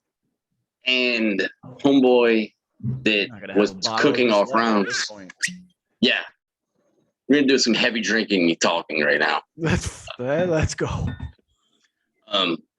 Apparently, homeboy that was doing the shooting had 13 minutes outside and cooked off rounds, and nobody responded. So even before he got to the school, you had 13 minutes of him cooking off rounds. Fucking respond and be like, hey, what the hell is going on out here? Well, bro, I mean, like, if we're going to keep it super real, like, if I see some dumbass walking around with a rifle shooting at people, well, you're going to get fucking shot. I'm sorry. That's that way this shit has to work. Yeah, stop shooting at people. And since there's no one of authority to keep you from shooting at people, I think we'll go ahead and we'll take the action and we'll deal with the consequences after. Yeah. Why'd you shoot that guy? Well, he was shooting at guys. All right, cool. Out here, you'll probably get fucking sent to jail for 20 years, but at least in your state, maybe, I don't know how the rules are there, you'll probably be looked at a little differently.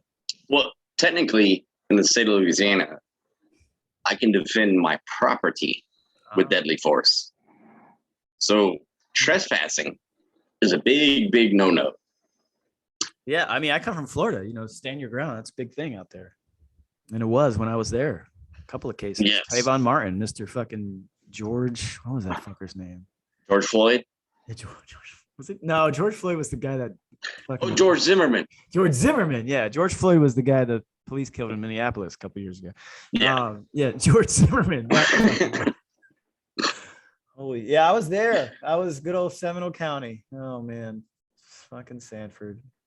Anyway, yeah. So I don't know, man. The more that shit comes out of that, like, and then they're covering something up, bro. There's too much other shit going on with it. Like, it doesn't. It's the timing. It doesn't make sense, man. It really doesn't. Well, like when they dropped the DOJ into it, and they're like, DOJ is investigating. That's when I was like, something fucky is going on. It's pure emotional shit. Cause like what automatically entered into the fucking lexicon and the discussion and like, we got to push legislation forward. It's like, oh, let's get back to banning assault rifles. And even people who like, usually in my opinion, think very commonsensical when it comes to like, they saw Matthew McConaughey sit there and do his little, guy's a fucking actor. I don't know if you guys know this or not, like give his thing. It's like, yeah, you know what? We got to do stuff. It's like, oh, okay. I was in Lincoln Lawyer. Yeah, I don't understand why people feel like you can still legislate crazy. You can't. And you definitely Like, don't subdue your fucking law-abiding, overwhelming number of citizens at the expense and actions of a fucking few. That's not how law works. no, not at all. And I mean, like, so you're gonna disarm or attempt to disarm like roughly like 100. Well, I'm not gonna say 100. You're gonna attempt to disarm like 75 million guys, right? Who all have all this cool shit stacked up in their fucking closet. I don't think that's gonna work out great for you.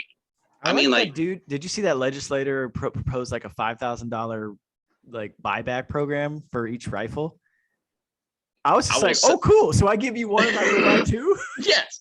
I will sell you one of my PSAs right now for $5,000. If I'm getting $5,000 per rifle, let's go. I think, honestly, bro, like, I think it's, and I hate to say this, I think it's the pacification of America. And like,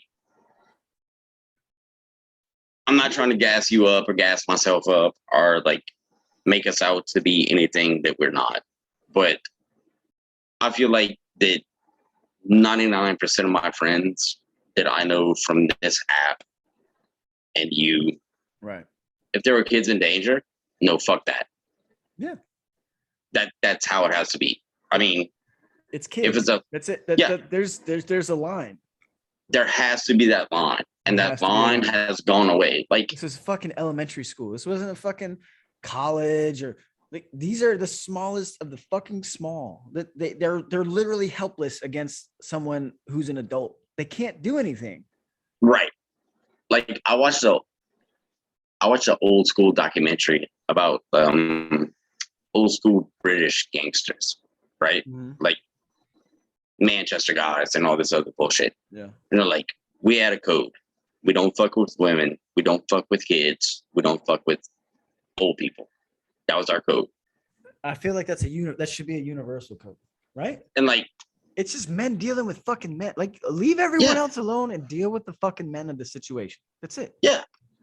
And like, so much of the shit we see now, and because social media is so prevalent and everything gets videoed, right? There's no code. It's a code of fucking pussies. Like, yeah, I know. Okay, I'm gonna let you keep going because I have a response. Go ahead. No, you talk. Everyone has got social media. I'm tired of seeing the fucking videos on a subway car of men are taking these videos. These are not women who are just think it's fucking funny. It's men taking videos. There was one just a couple weeks ago of this fucking clearly crazy fucking dude on a train in New York City who's got a woman by the hair, and she's terrified. I saw that shit. And it's a dude filming it. And it's not just that dude filming it. There's other dudes just standing around watching. Like, it's what the fuck? That you don't do that. No. You don't allow that to happen as a fucking man. Period. No. Like, I think personally, and this might be somewhat controversial, I think personally that some of the guys that are around now never grew up having a toe to asshole, right? So, and when you get into something like that, you might not always win. But exactly. But fuck you, you're gonna remember me. We're gonna find out, right? We will absolutely fucking find out, and you're gonna stop putting your hands on that goddamn woman right now. That is gone now. It is. For whatever reason. And that is unacceptable. Like, personal story, anecdote, blah, blah, blah. So, like, 10, 11 years ago, we go to Boston. We're on the subway, and there's a lady standing up, holding on to the thing. Mm. And I was sitting down. So I stood up. I was like, ma'am, sit down. And everybody looked at me like I was fucking retarded. I was like, that's what? Yeah. That's the way we fucking do things where I'm from. Yeah, it's respect. And like, there's no more courtesy. There's no more respect at all. How did we get to that point, you think? because I still do the same thing, man. Like, so I'm trying to like, and I said this to you on the first podcast. Our family, our parents raised us. We're raising our kids. So all this generation that's coming in now, maybe mini Demp's a little younger, but still the people that are coming in to take your job that you have all the issues with, like these were all raised this. We're culpable at this point, whether we've done it with our kids or not. But overall, on a mass scale, it starts with us. So like, when the fuck did people just stop caring about like? So The I know, elderly, like the women and this, like looking out for little kids, like this is respect and it's gone. so I know, I know that hazing has a very bad reputation in your world, right? You can't do that shit anymore. We also used to do shit like that. Yeah. In the oil field. And that was how we figured out if you were one of us, right? If you could put up with it, you could make it. I personally have letters in my permanent file with my old company. Dempsey did this and Dempsey did that. Well, yeah, I absolutely fucking did. Because I wanted to figure out if you could hang, right? I mean, like, bro, like so many things they're demonizing now that were so normal for a couple of 100 years. Yeah. They were normal for a fucking reason. Because that separated, like, and I'm not trying to be crude and shitty, but like it separated those that could and those that couldn't. Men from the boys. Is that where we're going? Not necessarily even that, because like that's a real line though. At some point, right? It stood the test of time. Like people still. I mean, it does, know but what like that word means or that term means. I've had hard ass chicks that worked offshore with us. Yeah, no, but I mean, I get what you're saying, right? You're trying to establish who can actually fit in and who doesn't belong. Yeah, and like it's a lot of people are like, it's a dominance thing. No, it's fucking not. It's really not. We're trying to figure out like if they can be cool and hang out with us and do the things that we need them to do. Mm-hmm. And this is going to sound very, very shitty. It had its place and it was very, very fucking valuable. And I think we are at a loss for getting away from a lot of that. Because I mean, like, honestly, like, in my world, I can't speak to your world, right. But in my world, I don't want somebody that's going to bitch out on me after we've been up for 48 hours and just be like, I can't go anymore. Dude, we still have like 2 more days of work to do. Get the fuck up, right? It's... But don't you like, okay, so I don't mean to, because I know you're go ahead. Good, but so, and I think COVID exposed a lot of this, right? Where a lot of companies and, they were able to utilize the technology we have like this, like fucking Zoom, like, hey, Zoom in for the day, work. Like you can't Zoom your job, right? You can't do that physically. You can't Zoom oil out of the water or the ground. And, the more I hear it, the more I despise it. Like, you and I, we both like sports, right? We talked about this shit. We talked about your tryout that you solicited with the Bucks on your last appearance and you didn't quite make it, right? But the point is, you and I like sports. We follow it. We talk about it and all. And, I do. I like my escape throughout the day a lot of the time is listening to some fucking sports talk radio, right? Because I don't listen to politics shit. It's annoying. It's garbage. And it's all the same. At least sports changes every day. Like there's 2 things left on TV that are live and you can't predict. That's sports and politics in person, debates, shit like that, right? You don't know what's going to happen. Elections. But Colin Cowherd, right? I've been listening to Colin Cowherd since I was 20 years old, dude. When he was a local fucking dude in Florida, in Tampa. And I hear him talking like lately now. He's the biggest dude on Fox Sports Radio, for those who don't know. He's a good dude. I'm bringing attention to something he said because in his world, this is normal. And he's so big now that I think he's kind of isolated and insulated away from it. But he's like, companies were able to, you're able to work from home and do all this stuff from home now. And I'm like, man, you don't even consider that the fucking backbone of this fucking economy is still dudes like yourself. The fucking truck drivers I talked about stranded on the side of the fucking Rome off of I-80 in Wyoming because of the weather. Like, you don't get to fucking zoom in those jobs. No. You don't. This is not a zoom in fucking economy, no matter how much we want to talk about like all these people who are able to do that. And good for you. I got to do a lot of that shit. I get paid on the fucking 1st and 15th every fucking month, no matter what, with the military. I'm blessed and fortunate. I don't downplay that for a second. Right. And I can make those decisions to keep my dudes out of the office because I feel like maybe it's exposing them to something. But too many dudes and too many women in this fucking country can't. The ones we literally rely on. Bro, so like, to be perfectly honest, so I'm not vaccinated. I didn't have to do that shit. I saw probably 400 or 500 patients since COVID started offshore, right? I never once asked to be like, you know what, this is too much. I need to Zoom. Because they would have fucking fired me. They're like, all right, cool. We'll find another dumbass with a bunch of tattoos to come out here and do this. But like, at some point, it just has to be, do your fucking job, right? Yeah. Just do your fucking job. And I think that a lot of people have been so coddled by our modern society.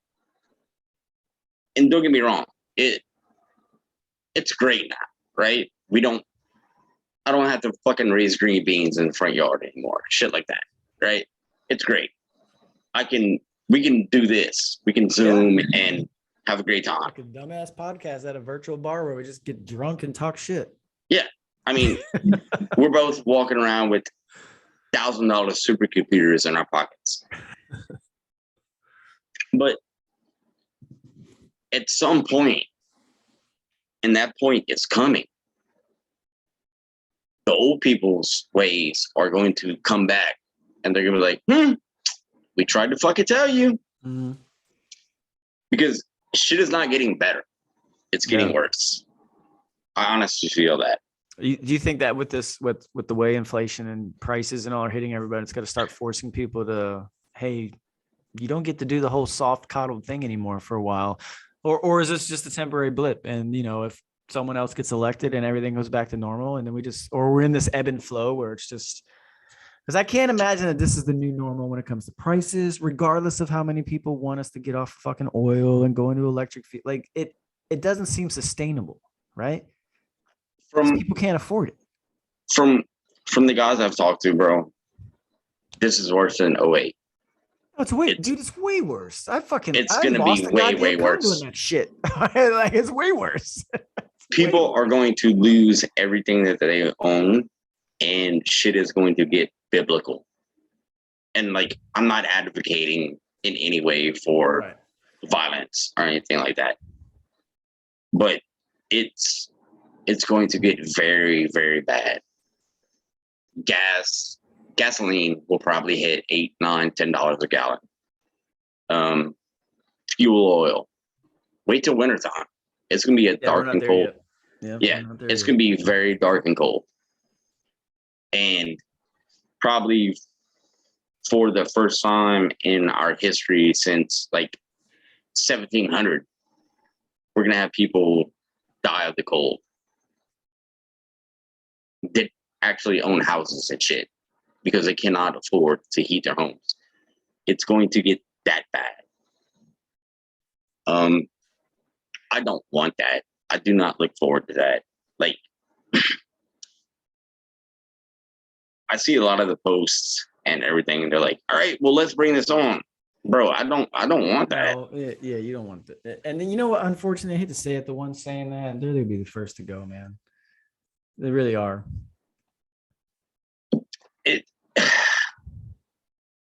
What it's reverses it though? Let's try and inject some positive, some something to look forward to in this issue. What reverses it? What lessens it? What brings it down? How do we reduce that possibility? Well, China has to unlock, first of all. Yeah, there's some fucking fucked up shit going on there right now. Yeah. China's whole zero COVID policy is a fucking lie, and everybody knows it. Mm-hmm. Because honestly, we buy just to guess probably 60 or 70% of our shit from China, right? Yeah. Mm-hmm. That's why I buy bourbon. It's American made. Only if it's from Kentucky. Yeah. Ow! Not this fucking California shit. No. No, I mean, like, I'm not trying to be like negative Nancy. Yeah, no. And be like, this is gonna fucking suck and like doom porn. But I think people need to grasp that it's going to get a lot worse before it gets better. That's it. I mean, like, it gets better. I think it does. Right? It's got it right.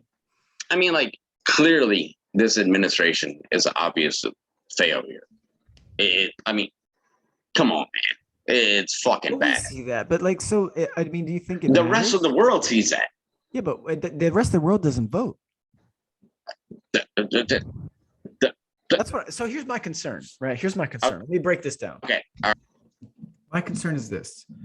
I've been saying this for 10 years with two states. One I lived in, Florida, and the other is Texas. These two states hold the only possible avenue to the White House for Republicans. Because when my family moved to Florida, it was 1986. That state was red, then it was purple, and it's been purple for most of my time growing up there. I spent 35 years in Florida. It's been purple most of my time there because you get so many people coming from Puerto Rico who eventually become citizens and can vote. And most of the exodus down to Florida, which my family was a part of, we were from New Jersey. Most of the people that moved to Florida are from the Northeast, New Jersey, New York are the main two. But you got Connecticut, you got some Massachusetts, and you got some of those, Delaware and Pennsylvania, moved to Florida. That's been going on for decades. There's still 1,000 people a day moving to the state of Florida. I've been saying this since 2012 because, I was briefly involved in some local politics because, I went to school for this shit. I love politics. It's fucking great. I'm not at that point where I want to read that far into it and do some Joe Ken shit. I'm not there yet. But what in my local election experience, I could extrapolate and kind of push out onto the greater Florida as a whole. If they didn't do something, the purple was going to be blue. And it was very fucking close in 2016 when Clinton ran against Trump. Very close. Now they've managed to go, there was a net positive Democrat registered voters in the state of Florida compared to Republicans. And now it's not. Now Republicans outnumber registered voters in the state of Florida over Democrats. And it's been very obvious as to why. Because most of the people in Central Florida down are Hispanic. What's popular amongst Hispanics? What do Hispanics hold dear? The fucking family. Some would say religion. And the Catholic Church. These are two things that are not exactly popular hallmarks or planks that we need to not fucking break from on the Democrat Party. And slowly they figured that out. Now, I'm not saying, like, you got to understand, my uncle, who's no longer with us from New Jersey, was one of my favorite men on this earth to just talk life and politics to. And he was a hardcore Democrat.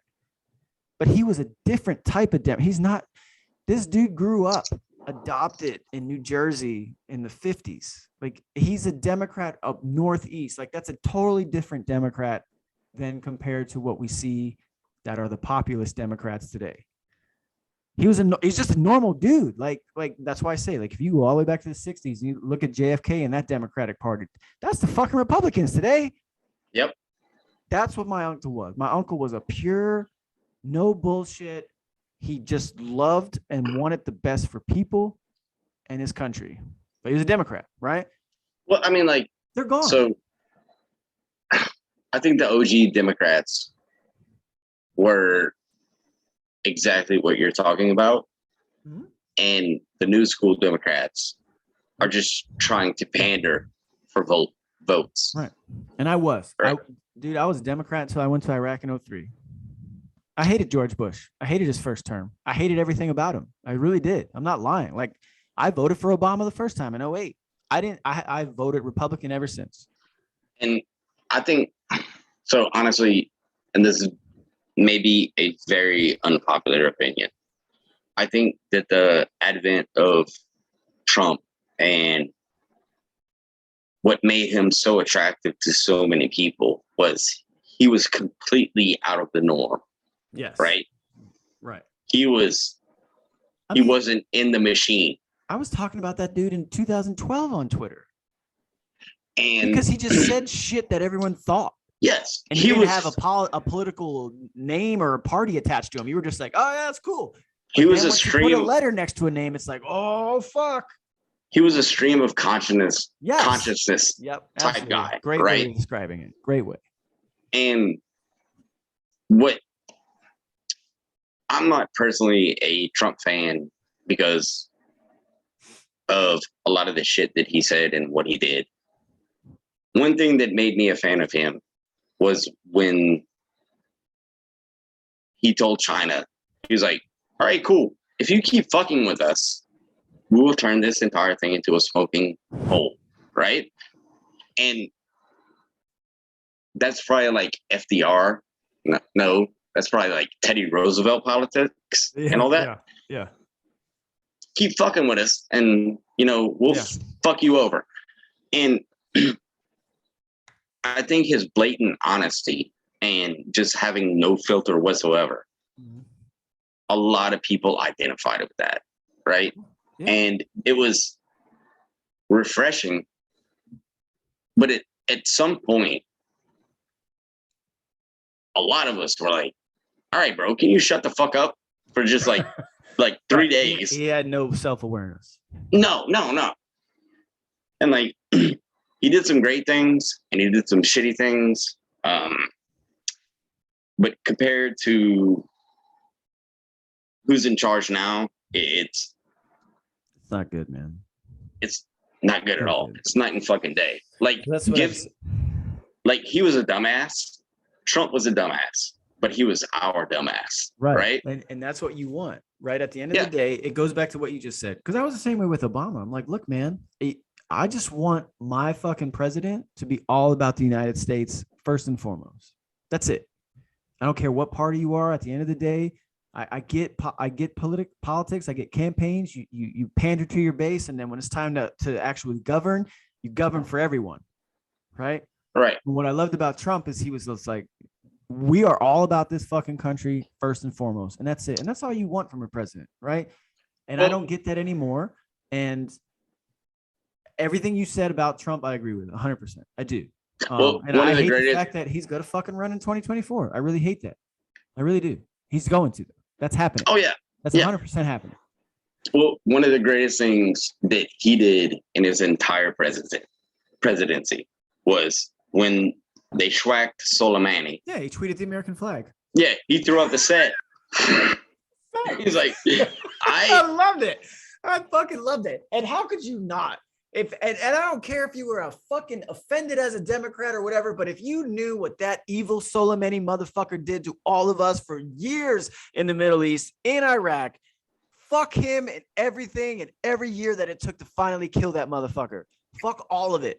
And when he threw up the American flag, dude, I just wanted to go out and do fucking backflips because that's what I want, my guy. I wanted Obama. Every time Obama drone struck some fucking terrorist, I wish he did that rather than like, whoa, hey, hold on. Let me tell you why I do what I don't give a throw up the fucking set. America, bitch. That's why I pushed the fucking button and you were in the fucking crosshairs and now you're gone. That's it. That's it. Because at the end of the day, when America wants to reach out and fucking touch someone, we still fucking can. And I don't care if there's a D next to your name or an R. We're going to push the button and touch you, motherfucker. And we're going to do it right. Exactly. Right. Fired up. Not like that evacuation shit we did where we did it all fucking wrong and killed 10 people for no reason. But anyway. Eric, sir, I need to grab another beer. I'll be right back. You go grab another beer because I got to get up. I got to talk about Texas while I pour. All right, you talk about Texas. I'm going to grab a beer. No, I need to talk about Texas when you get here. Go grab a beer. It's fine. Okay. No, I got this. I'm going to pour. You go grab a beer. It's good. We're good. Everything's fine. Fired up today. Good times. Promise.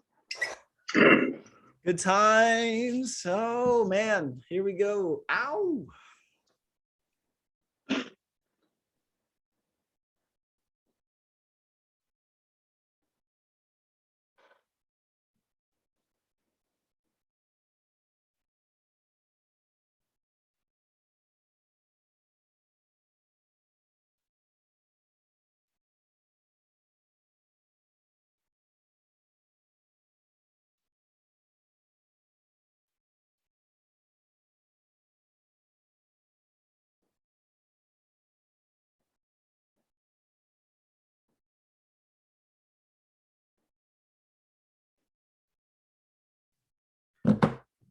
Oh, so look, I'm not stopping the conversation. I was merely looking up something. So if you are watching and listening to this and you've made it to this point, well, hopefully you did.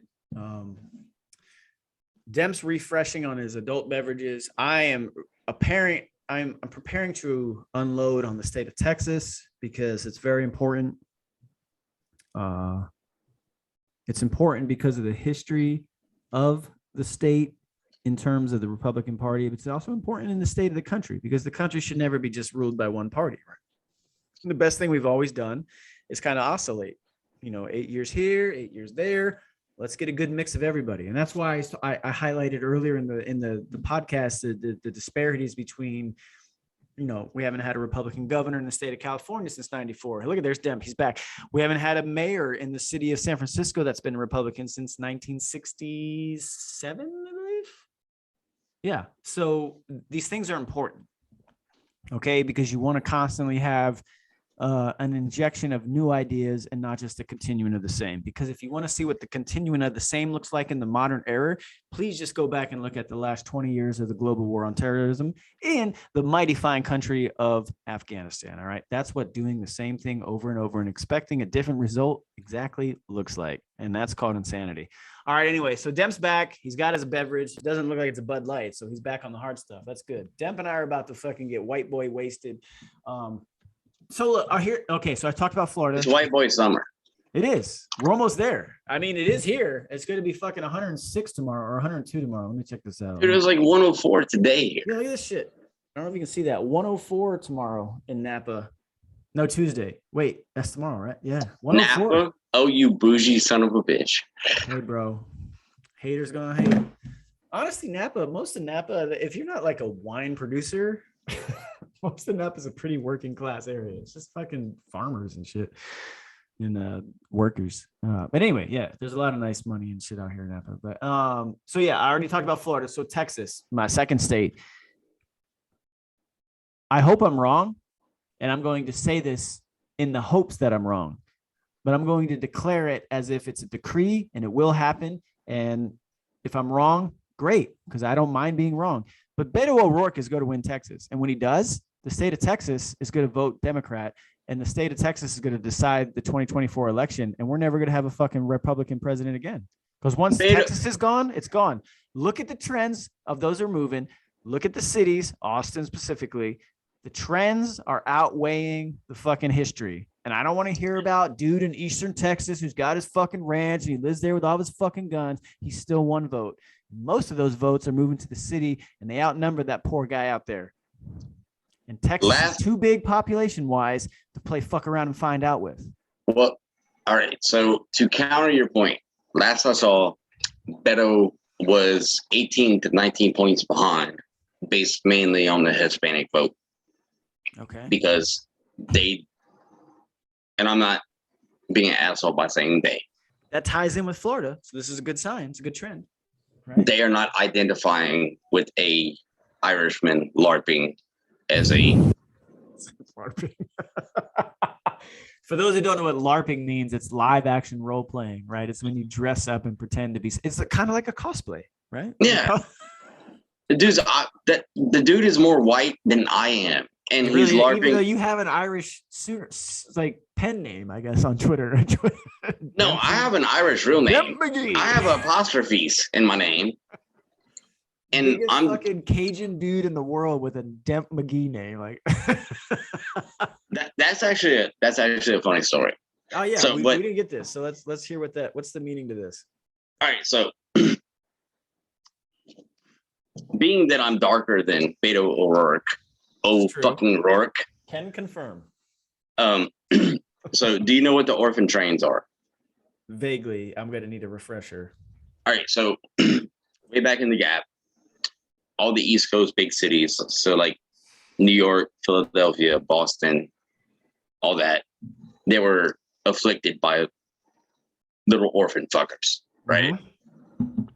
Yeah. So what they did, they put them all on trains and brought them down south, and you could sort of buy an orphan to be farm labor. So that's how the Dempseys. Oh shit. Yeah. So that's why a very, very Irish name. And that's how the Dempseys got to South Louisiana.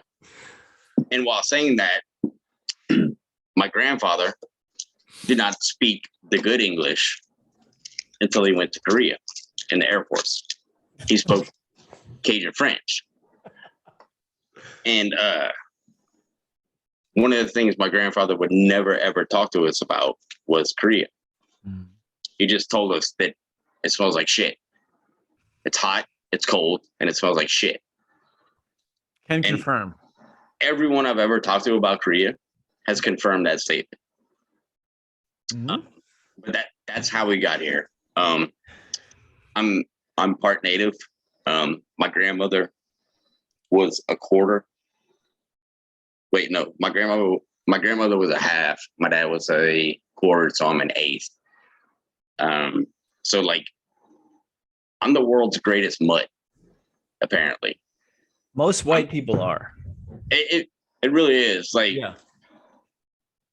And like, I just wish we would just embrace that. I wish we would stop trying to like pretend that we're some thing that we're not. Just, hey, look, that's what the fuck we're a cornucopia of fucking intermixed DNA. Let's just embrace it. Let's just move forward and be like, hey, the lines of purity, those left a long fucking time ago. Yeah, all right. Exactly. There's a lot of fuckery that happened like 200 years ago. Just roll with it. That's it. And that's where we're at today. And let's make the best of it. But what's wild is, sir. Go Tigers. Motherfucker. Wait, charge on. UCF, what's up? Oh.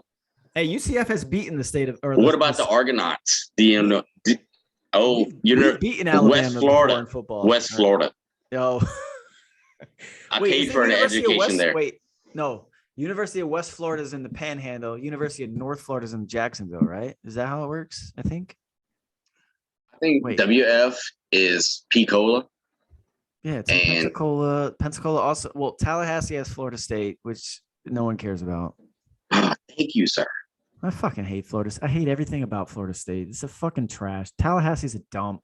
The school's a dump. The alumni. Well, my cousin did go there, but she got her master's. No, she got her master's there, but she got her bachelor's at UCF. So I don't hold it against her. The whole the Panhandle of Florida is never mind. It's trashy. Anyway, the Panhandle of Florida, Alabama, is what it is. Yeah, it's not. The Panhandle of Florida is like it's Southern Alabama. Yes, it's an extension. It's like that's it. Exactly. And it's a highway to Louisiana. Yes, the I-10, and there you are. Yeah, I mean, like the two best things that ever come out of Florida and Texas were I-10. So I mean, and I like Jacksonville. I was just there for a day. I like Jacksonville. Jacksonville's cool. You got the Atlantic on one side. You got the fucking St. John's River. It's a cool little spot. You got I-10 that'll take you right in the fucking SOLATAC HQ. I mean, good times. No? All right. So we're talking shit on Florida now. So no, I'm talking shit about Texas and how they're going to be fucking. I know you're pointing out this Hispanic vote, which may be true because I feel like there's trends in this country, right? And the Hispanic population it's not getting smaller as he pours some fucking Tajín or whatever on his fucking beer can. It salt, is, sir. Beer salt. Look, funny story about beer salt.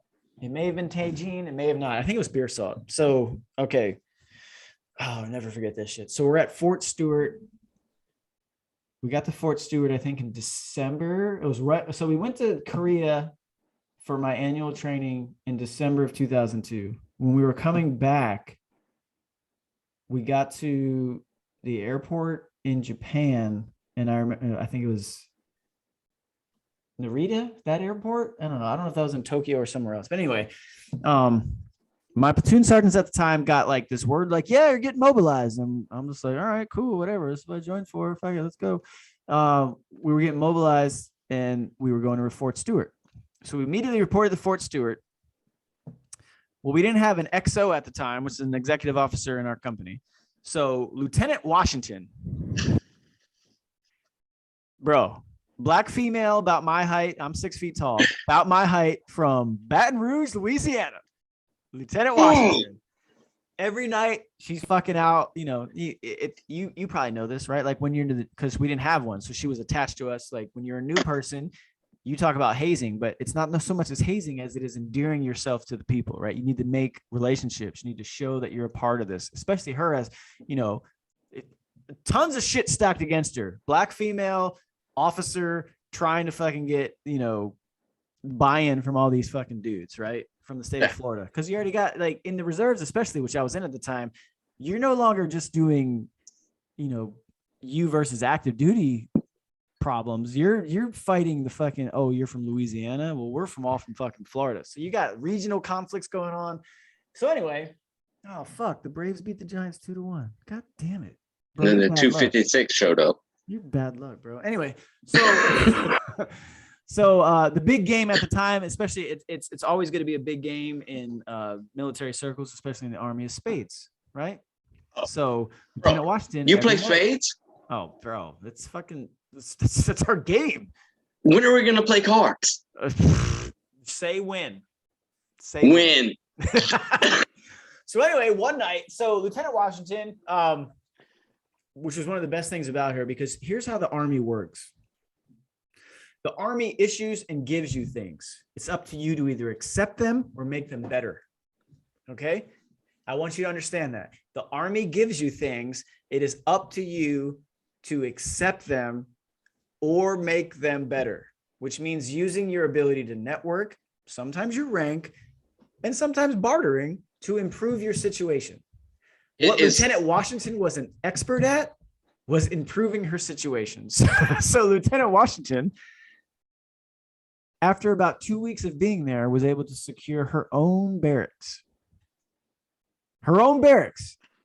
I want you to understand that. Her own barracks. Now, we are at Fort Stewart in Hinesville, Georgia, preparing to go to Kuwait. And then whenever fucking Iraq took off at that point, at this point, all we know is we may go to Kuwait. We didn't know the invasion of Iraq was going to start. This is the end of December 2002. Lieutenant Washington gets her own barracks. How? I don't know. So if you're familiar with Hinesville and Fort Stewart, you know that there is a World War II era concrete barrack population. And that's where we were assigned. That's what she was able to secure as a female. Makes sense. Checks all the blocks. She did it, right? So now spades tournaments every night are no longer in our barracks. They're in Lieutenant Washington's spot. So I'm playing fucking spades with Lieutenant Washington one night, and I'm her partner. And she's looking at me. She's like, Ski. Now you got to understand, Lieutenant Washington, this is the stereotypical, if you could imagine what a 6 foot tall fucking black woman from Louisiana looks like, it's her. All right. I want you to craft this image in your head. Whatever it is, that's it. And she's got the gold tooth. And she's an officer in the United States Army. She's smart as fuck, right? She went to LSU. She commissioned out of the LSU ROTC. Smart as fuck, but looks exactly how you're picturing her. She's got the fucking Jerry curl, dude. Like, you couldn't make this shit up. So I loved her to death. She took that anyway. So we're playing spades, and she pulls out her beer, and all of a sudden she's like, "Ski, throw this on your thumb." I'm like, "What the fuck is that?" Exactly what you just pulled out, the fucking beer salt. The first time I ever saw beer salt in my life. Throw some beer salt on my thumb, licked it, threw that fucking beer down. And this is at the era we were still drinking. We were drinking 8-balls. We were drinking Old English 800 from fucking Hinesville, going off base because they didn't sell it in the PX at the fucking shopette. We go to the liquor store right outside Post and get some 8-balls. That's what we did, Demp. That's how we rolled. Now, there's a not a happy ending to this story. I say this story because this is every Army unit in every fucking probably ever when it comes to PT. We are a week away from deploying. At this point, we know we're going to Kuwait. At this point, we've heard all the rumblings that we're probably going to invade Afghanistan. So this is end of January. We get a massive fucking rainstorm on Fort Stewart. The very next day, they want to do flag football for PT. We'll say that again. We get a massive rainstorm. We're going to do flag football for PT a week from deploying to Kuwait. We lose not one, not two, not three, 4 soldiers in that game. 4. Sergeant Vosky tears an ACL. Fucking, oh God, what's her name? That's staring at me in the face. She breaks a finger. The other female, she fucking breaks an ankle. And then Lieutenant Washington, she tears an ACL and an MCL, and not one, but both knees. Jesus Christ. Fucked. Absolutely fucked. She is non-deployable. Gone. Never saw her again. Never in my life saw her again. But for those 3 fucking, well, about 4 weeks, one of the most fun, fucking endearing individuals I ever met in my life. Like a total fucking character, like loved her to death. And she was all about us. She fucking looked out for us nonstop. She was a great fucking leader. If we would have deployed with her, we would have had a lot of fucking fun because she would have took care of us. And it sucks that I never got to see her again. And she hurt like that, but well, that was 20 fucking years ago. 20, you don't forget that shit, man. You don't forget genuine people, and you don't forget good leaders in anything. No. In anything. It doesn't have to be the Army. You don't forget it. So here's my thing about being a leader. Technically, I'm second in command, so to speak. So I'm the XO, blah blah blah. Don't salute me, dickhead. Double salute doesn't count. Cancels each other. It's like math. So my thing about being a leader is that if you need to rest, you can rest. I'll take the watch. I'll take care of shit. Yeah. You can eat before me. You can go take a shower before me. That's part of being a leader to me. Yeah.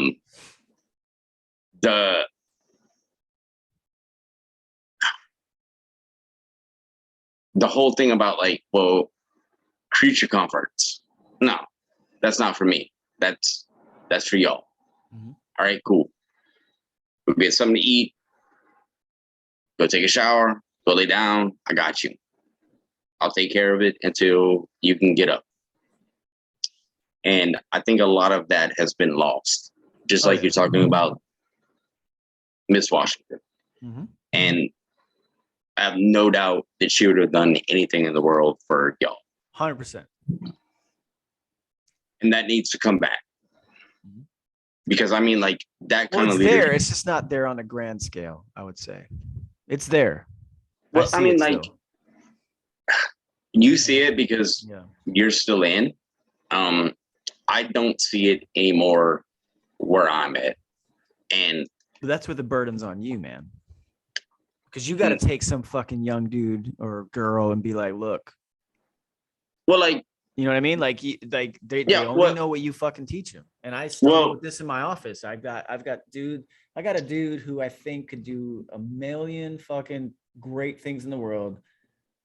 But he doesn't want to. He's got the personality for it. He's got the charisma.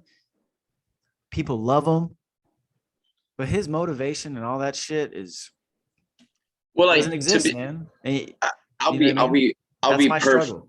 I'll be perfectly honest with you. I have a horrible personality when it comes to like the general public and new guys, right? Yeah. Because frankly, you're retarded and you're a burden. One thing I've tried to get better at over the years is being more accepting of taking guys on and training them and doing all that shit. Because I mean, that's growth on all of our parts, right? And just like you're talking about, I see some of these young guys that are incredibly fucking smart. Not even guys. I see some of these. We get a lot of chicks now, offshore. Incredibly smart, way more educated than I am. But and it's not a knock on them because they weren't brought up like that. They don't want to get dirty. Like, yeah. And that's your job. Like, that's part of the job description. Yeah.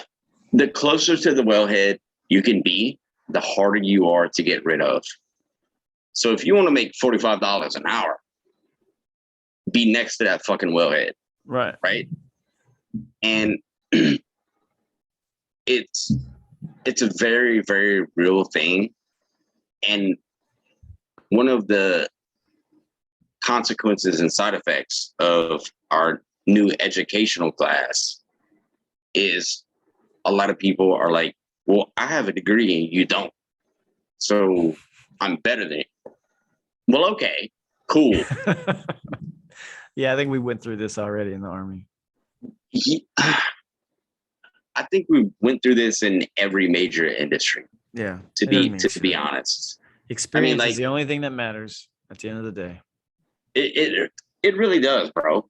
I mean, like, and I'm not trying to harp on it or be an asshole. How dumb would it be, bro, if I showed up to you and I'm like, you know what, bro, I'm going to try this. I have a master's degree. Does that somehow make me automatically like, oh shit, I'm smarter than fucking Demp? Dude, I don't know what the first fucking thing to do if you put me on a platform next to you would be to do. I'd be like, get the fuck away from my wellhead. Right. I just don't want to die, probably. And I need to learn what the fuck I should do. Like, your fucking degrees and all that shit on your wall, it doesn't mean anything when it comes down to those types of jobs. Like, it's meaningless. Like, your whole job is to be a sponge and learn from the fucking people around you. That's it. I've legitimately known guys that could not read and write. They don't need to. They just need to perform, right? But were the best you've ever seen at their job. Yeah. 100%. They got oil out of the ground. Yeah. They would legit come to us and be like, hey, I need you to sign my paperwork. All right, cool. And a lot of people look down on shit like that now. And that's a fucking shame, because like you're discounting lived knowledge. That's real privilege, bro, right there. Like, when people take for granted the worker, this is what I talked about with the fucking Zoom economy that we're in right now. When people take for granted the individual who makes their actual life possible, that's when we're fucked. And that's where we're at right now. Yeah, because I mean, my parents taught me this. You don't like, it goes back to, think about it, right? You take care of the people who take care of you. Who are those people in society? Your server, your hotel staff, things along those lines, right? You take care of the people who take care of you. That's what most people recognize without putting thought into it before, like, oh shit, maybe there's some other things. Yes. But what people, you take care of your servers, you take care of the fucking hotels if you stay at them. These are people who make your life better. They do things for you so you don't have to. And that's where we're at in this country right now. We only see that. We don't see the fucking oil man. We don't see all the other things that go into making the fucking comforts of our life, the garbage man, like all those things that people take for granted. We don't see that, and we don't acknowledge and respect what its actual role in society is. And I would argue it's a hell of a lot more important than that fucking dude who's got to sit on 3 Zoom meetings a fucking day because he's the program manager for whatever the fuck he's the program manager for. Bro, you can't come fix my plumbing over a Zoom meeting. Exactly. Okay, you're plumber. Let's talk about that, motherfucker. Bro, plumbers make bank. Of course they do. It's a real job. Real jobs make bank still in this country, right? Real jobs will always make bank. The other ones, the Zoom economy, you're just hoping you get one of those jobs. But if you have, the other ones, here's the dichotomy. Because here's the dichotomy though. So like, you have the lettered class that went to Harvard, went to Yale. Yeah.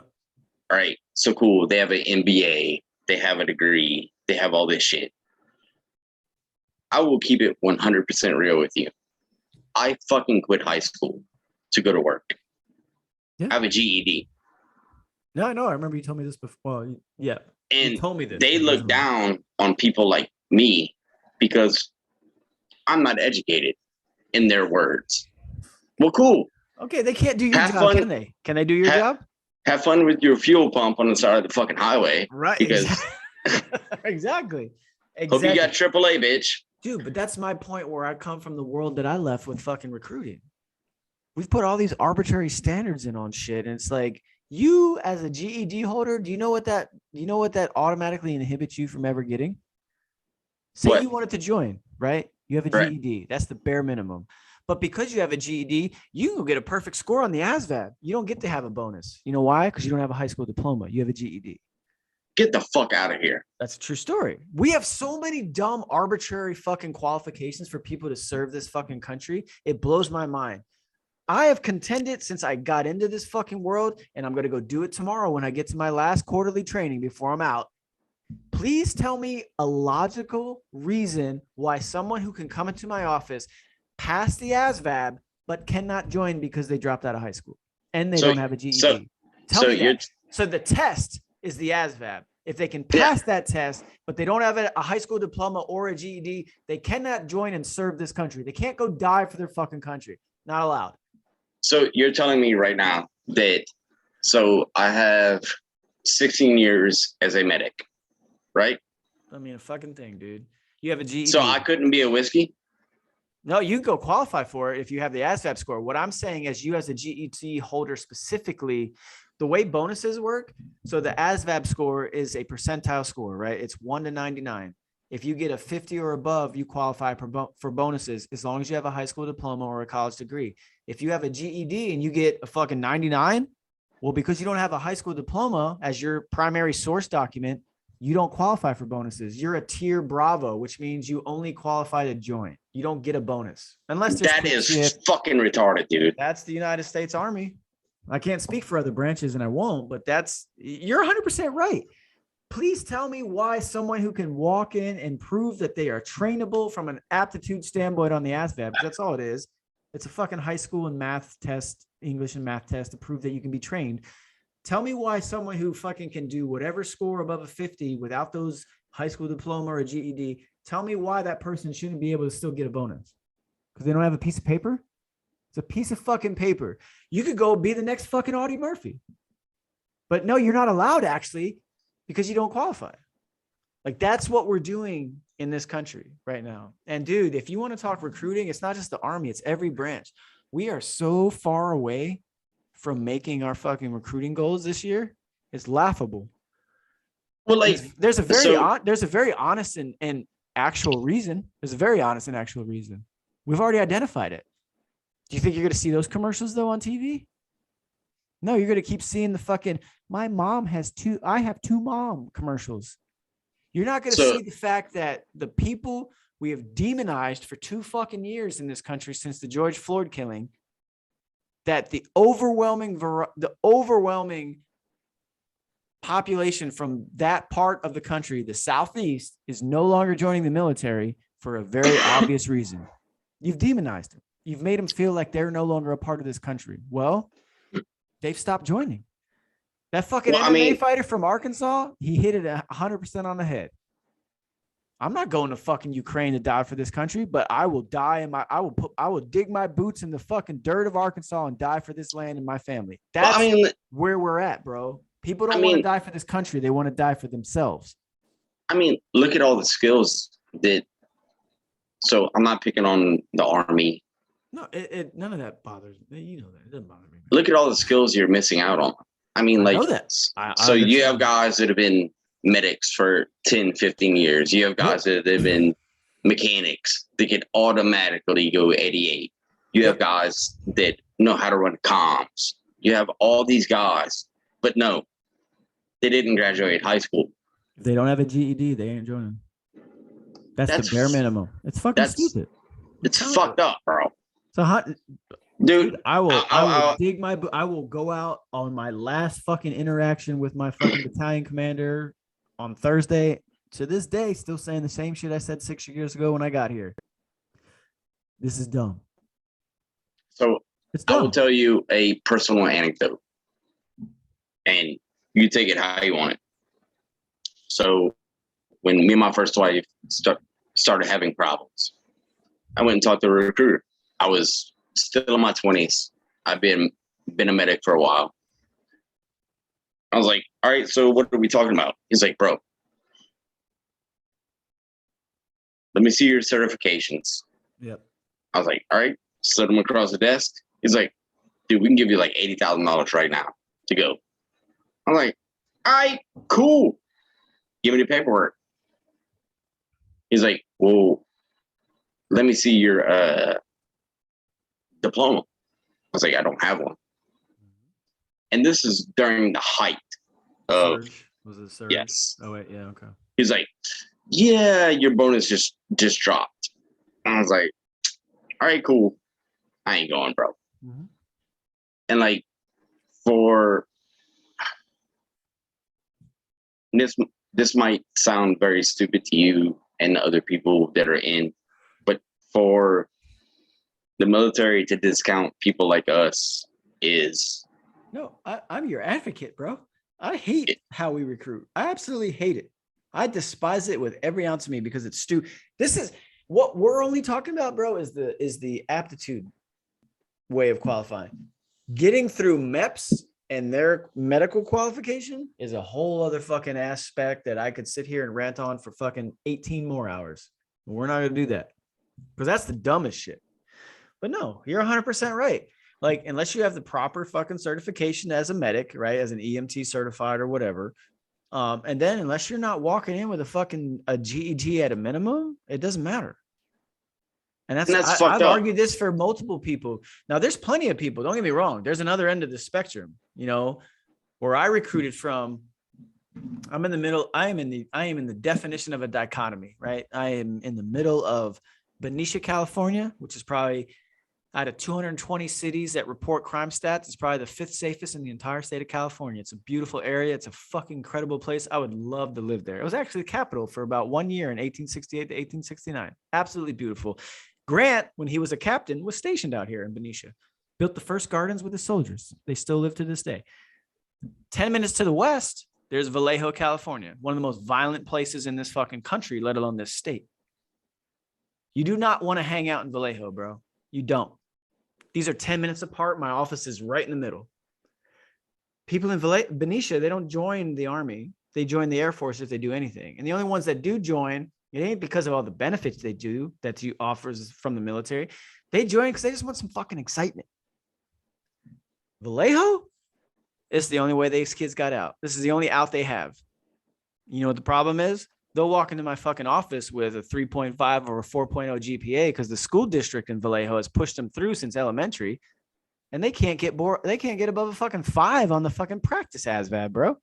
They can't spell their name, and they don't know how to study, Jesus so they can't. Christ. They don't know how to study, so they don't improve on the ASVAB. You need I told you before, it's a percentile 1 to 99. Yeah. You need a 31 to qualify in the Army. I got dudes who walk into my office day in and day out because Vallejo High School is still the primary school that we recruit from that puts the most people in out of my schools. The most of them that walk into the office, they don't get above a 10. on the practice. Ooh. Telling them to study, they don't know how. They've never been taught. These kids have been given up on since they started kindergarten, man. This is the worst of the worst. Like, this is, when you think of the hood, whoever's listening to this, that is Vallejo. That is Vallejo High School. And then, like I said, 10 minutes to the east, Benicia High School. Total opposite. These kids could sit there they could take the ASVAB asleep and pass it, but they're not going to join. So think about who's joining your military. I want people to literally think about who's joining your military. And then think about the people whose only option to get out of that fucking environment, they can't qualify. It's very rare. Now, we get people from Vallejo High School that don't get me wrong. We get a lot of people that join from that area, but for the most part, that's those kids' only way out, man. Otherwise, they're going to live and die in Vallejo. Most of them are going to die before they're fucking 50. That's just true. It's horrible, man. It is, but that's California, man. That's why I don't want people sitting around thinking like, oh, California's just fucking LA and San Francisco. No, there's a lot of fucking bullshit in this fucking state. And it's hard for the average person in this state. It's very hard. Unless you are a millionaire. And you can't say that in any other state, because if you make $200,000-$300,000 in the state of California, that's a lot of money everywhere else. You are barely middle class in this fucking state. You really are, because that's how expensive it is to live here, and that's how that's just how everything that's going on out in this fucking state outside of the Bay Area is. Damn, man. It's just truth, bro. It's what we do on this fucking show. I hear you. All right, let's talk some positivity. All right, let's be positive for a few minutes. Tell me about Farmageddon, bro. Like, you've been doing all this Farmageddon stuff. You've done some bunkhouse shit with Braxton. How, like, what do you see there? What's that like? So I've been involved with Farmageddon for a couple of years. What is that? Because I feel like that started on Twitter. Did it start on Twitter? I'm not an OG Farmageddon guy. I've only been involved a couple of years, but it's the unofficial rifleman's ball. I like that. The unofficial rifleman's ball. So it's just a bunch of guys and girls that get together and we shoot and have fun. Might get a little bit tipsy at night. As you should. But everything is cool. Everything is safe. Some of the only people that I would turn my kid loose with and feel completely comfortable, because that literally fucking happened. That's pretty cool. Many of them was running around and everybody was like, no, he's cool. He's fine.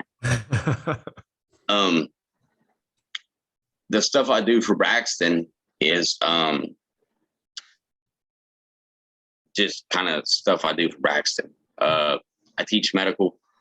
I teach trauma and first aid and all that shit. And we're looking at expanding that and doing more with it if things allow that. I know money's tight with everybody right now. And courses cost money. Yeah. I mean, like, we can't do this for free. We try to be fair about it, and I can't speak for Braxton. He's in charge of it. But I will never not teach if somebody wants to. Yeah. Because, I mean, like, I'm not gonna say, nah, you don't have the money for this. I'm not gonna teach you how to save somebody's life. Right. Yeah. But Farmageddon is really legit. Almost got Indeed this year. I mean, hey, that shit happens every fucking month at the Army ranges, so don't feel like it's. Well, like, everybody. So one of our mutuals, I'm not going to mention for his those name. who don't know, that's a negligent discharge. All right. That's what that means. one of our mutuals who was coming to Will not be visit. named. Yeah, I'm not going to mention his name. So we were the already only. narrowed it down. We narrowed down the gender. It's a he. Yeah, we were the only ones wearing armor. Uh-oh. And everybody's like, well, why are you wearing armor on the pistol range? Well, when that round cooked off, I was like, this is fucking why. This right here. But like, we turned it into a learning opportunity, and As you should. That's good. That's good, man. As you should. You and know, we people already feel shitty enough about it, right? So what can we learn from? yeah, like I'm not. It was a kid. Shit happens, right? Yeah. Taught her how to run a pistol. Showed her little brother how to run a pistol, and it is what it was. I'm not going to make a big deal about it, but yes, that's why I wear armor on the range. See, and you know, the thing is, like, going back to when Braxton started this shit, I'm like, look, man, if you need me to come and do a whiskey class and a tasting, let me know. And he was just like, LOL, cool, bro. Never heard from him. I'm saying this would be fucking cool as shit to do there, because most people don't know what the fuck they're doing with bourbon. I'm just here to help. You know, I'm here to spread the knowledge as well. But that would be cool, I think. But I'm not here to fucking impose myself. If my services are needed, they know where to find me. You know? Yeah. And then I also did say, like, hey, maybe I need to show up at one of these next Farmageddons and fucking do PT, because well, dude, all you had to do was holler at me. You could have stayed in the fucking camper. Because I brought the camper. Normally it's in Georgia. Oh, really? Okay. Yeah. This year it was down here in Natchitoches. And I brought the camper up. Old lady and the boy came up. They all played. Everybody had a great time. You got hookups for the camper? Because I might have to steal my parents next year in Tennessee. Bring it down. No, you don't have any hookups. I have many hookups, sir. No, I don't mean you. I mean at the fucking wherever you guys did it. You having something doesn't mean anybody else has something. There's a difference. I will simply bring a generator. That's too much work. It's literally what I did this year. I'm very pampered. Yes. I'm the. Look at this. Look at this perpetual sunshine. This is all sunshine. This is not lights. Well, wait, actually, I should turn it off. Whatever. It's almost 10 o'clock. How do you still have sunshine? The sunset doesn't happen until 8:31, bro. Come to California. We have the best sunsets in the world. It's a true story. It's 7:45. Look, check it out. No, damn, I have to turn the camera. I don't want to do that. If you're inviting me to California, I'll come to California. You're always invited. You want to come to Napa? We'll take Demp to go fucking do some wine tasting up in the valley. We'll hit all of them, man. You'd love the valley, bro. It's so beautiful out here. All right, it really is. But we have to trade off. You have to come to South Louisiana. Look, I'm being bribed, not bribed, but I'm being like thrown, because we're looking for a house, right? So we're trying to get back east, and I'm getting thrown a ton of houses in New Orleans, which I really don't want to live in. No, you don't. But we might be neighbors at this point, you know? Mm. So, like I said yesterday, I don't want to live in New Orleans. I grew up in Florida. I don't want to fucking go through another hurricane. And I definitely don't want to do it in the state of Louisiana. I just don't. It's pretty awesome because guys like me will show up with cold beer and MREs and be like, I know there's a lot of glamour involved with living in New Orleans, but you know what? It's not the glamour I want. I got you. You know what I mean? I just don't want that. I don't want to live in New Orleans. I want to live anywhere else, but Lafayette is pretty awesome. Look, from what I hear. all means, while I'm still out here in the state of California, you are more than welcome to visit at any time. Take you to a Giants game in San Francisco. Fucking, we'll go up to Tahoe 2.5 hours. You can see some cool ass mountains in the lake. You know, there's lakes in Louisiana, but they're not like Lake Tahoe. All right, they're just not. No, ours have alligators and cottonmouths. We don't have none of that shit. You can just jump in wherever you want. We got swimming holes off the side of the road I used to jump into in Roseville, California all the time. I'm like, what the fuck? Y'all just do this shit? And I'm like, yeah, there ain't nothing in here. I'm like, what? I do that in Florida. I'm getting fucking amoebas. I'm getting bit by a snake. And then a gator's going to finish me off and drag me under. Like, you don't have to worry about that in California, man. It's great. We just need to figure out a way to fucking usurp the government and bring us like Ron DeSantis over here, and then the state of California will be perfect. It would be. Florida is too dangerous, right? And the government matches. California is too safe, and the government goes the opposite way. That's what the problem is. Like, they make it hard for you. But like the state of California is so, Northern California especially, dude, it's the most beautiful place in the world. It really is. Outside of maybe the mountains of Bagram, Afghanistan, I will say is one of the probably the top 5 most beautiful places I've ever been. In the winter when there's snow. There's only one place in my life that when I rolled the windows down when I came home and it smelled like home, and that was South Louisiana. I knew you were gonna say that. Because it smelled like fucking home, bro. All right. What part of South Louisiana? What's down there? So as I pour my 15th glass. You see that? This is a full bottle. We're going. But I'm normal. This is normal for me. I told you on the text earlier. Like I run with, I'm used to drinking 3-4 bottles of wine a night. This is nothing. We're good. Let's go. No, I live in Lafayette. Lafayette Lee. Yeah. Well, no, that's a different Lafayette. I know. It is. But the only Lafayette I know and recognize is Lafayette, Louisiana. So. And you're a good man because of that. Some would say the best man. Yes.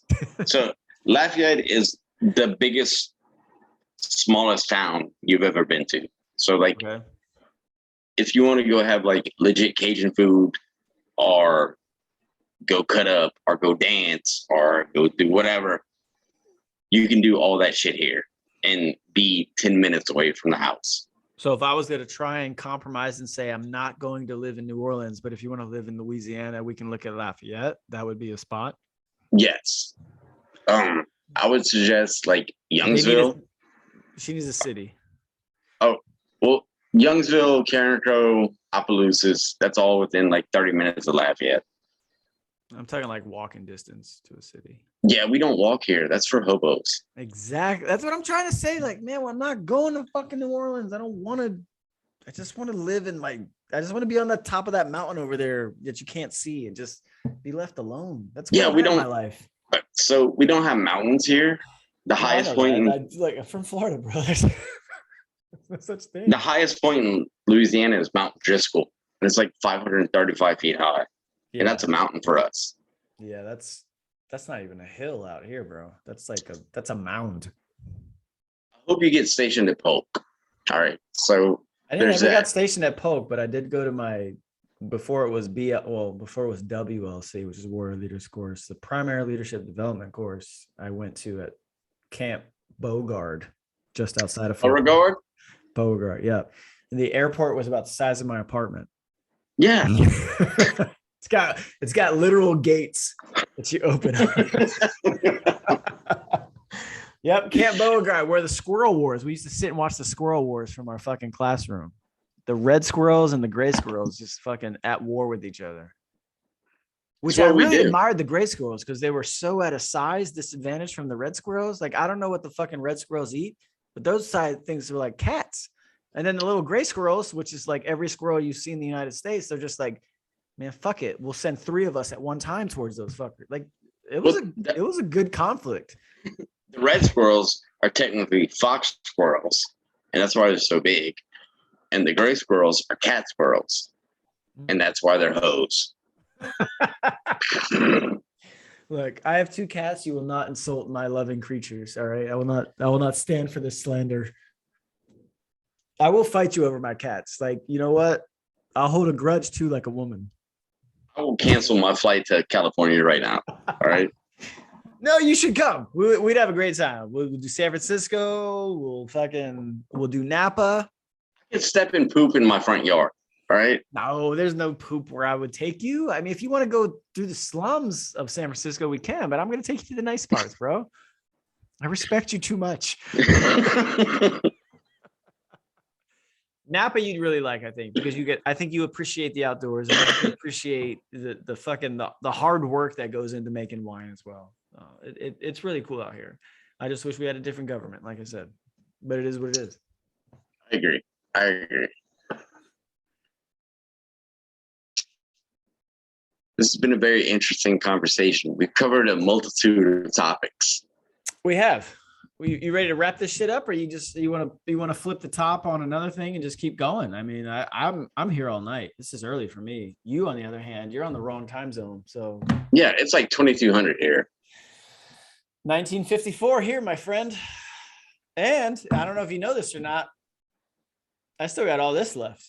But if you need to get to bed, I respect your needs as an elder statesman, as you are older than me. So.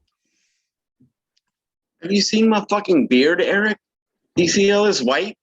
Look at mine. I got to shave tomorrow, but look at this, nice and dark. You're very stressed for your age, bro. Like you have a hard job. I don't. But yeah, I think that's what it is. Like when it comes down to like beard color, I think it's very reflective of the individual's job. And for the last 6 years, I've just taken care of my dudes and thrown middle fingers to everybody telling me things that I need to do. And I don't pay attention to it. So I don't get any gray hair. I'm just cool. I'm just like, when I leave the office, I don't think about it. I turn my phone off. You, on the other hand, like, shit, I got to figure out how to take this oil out of the ground as safely and as. Do you think for a second I've had to worry about that over the last 6 years? Not one bit, man. Like your stress level is reflected in your beard and mine is reflected in mine. And that's why I'm just going to sit here and drink bourbon the rest of the night. And it's going to be all good. And that's why I love you. That's why I love you more. All right. That's Demp McGee. If you're on Twitter, is it Demp still? Did you change it? Yeah. No. Demp I just McGee? delete all my tweets every day. Well, I have that app that deletes them like every 2 weeks, I think it is. Something like that. I don't know what the fuck it is. All right. Let me get to this. Yeah, like it's funny. Every time Demp tweets about me, I gain like 100 followers. So I appreciate you. Thank you for your service. It's good. Thank you, sir. Yeah. All right. Yeah. So it is. It's at Demp McGee, McGee. It's at Demp McGee on Twitter. He does a lot of shit. He's got SOLATAC, right? Yes, sir. Which is the South Louisiana Tactical, because if you remember the first time we talked, if you put tactical in a company, it just sounds cool as fuck. What's the website for that though? SOLATAC.com. SOLATAC.com. And I know you're fighting with fucking issues in terms of supply and all, but if someone listens to this and they go on to SOLATAC.com and they're like, I want that piece of kit, how long am I still going to get it? In 7 to 14 days, or are we going to have some issues? If we cannot get it to you within 7 or 14 days, we will email you and explain exactly why. That's cool. Okay. And you know what? I wanted to mention to you, I told you on the last time I bought one of those, I literally used everything in it. What the fuck did you use? All right. 2 reasons. The first one, this is kind of embarrassing, but what we do here is tell the truth. All right. For the longest time, I'm talking about going like 10 years. No, it's more. Yeah, it's probably more. So when I was a drill sergeant at Fort Benning, this was 2009 to 2010. I don't know how I did it, but I fucked my big toe up on my left foot. Like there was like a fungus thing, like the big toe just kind of like the toenail just kind of gradually disappeared on the right side of the toe. So I had like half a toenail.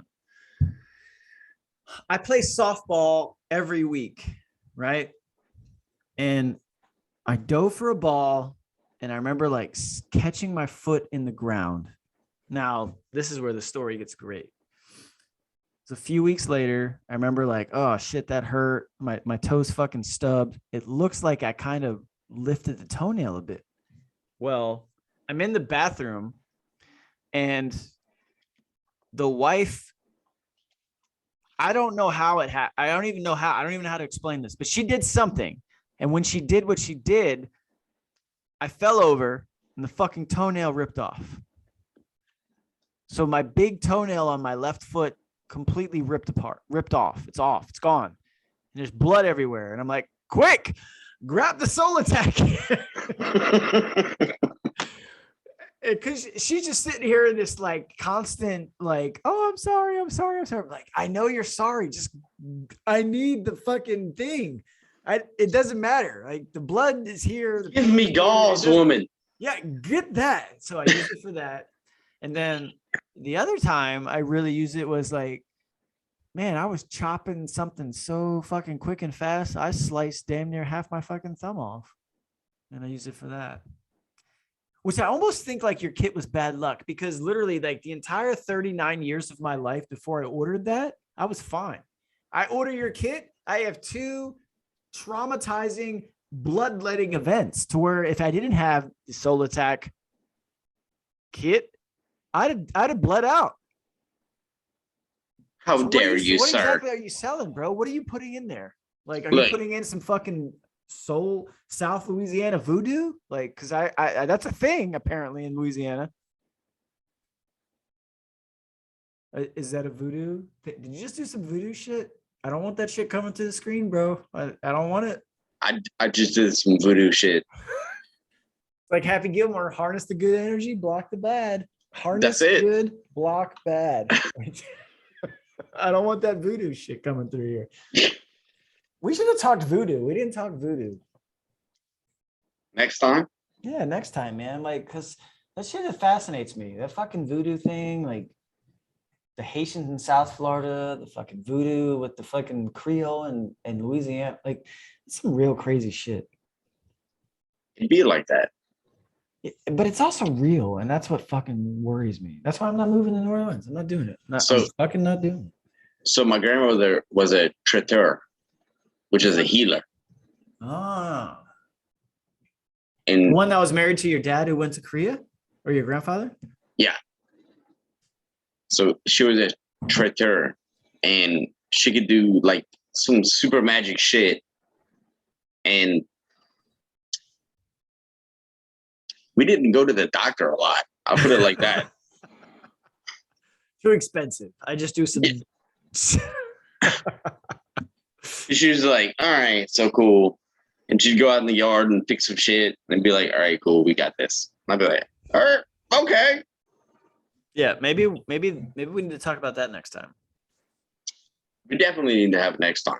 All right, we'll do that. I do appreciate all your time. I know it's late out there. I know we had some scheduling snafus because it's not your fault, it's mine. I'm not a very smart man. I only recognize 2 time zones in this country, and that's the Western and the Eastern, and I totally neglect the other 2 that are in between that. Jesus Christ. I swear to God.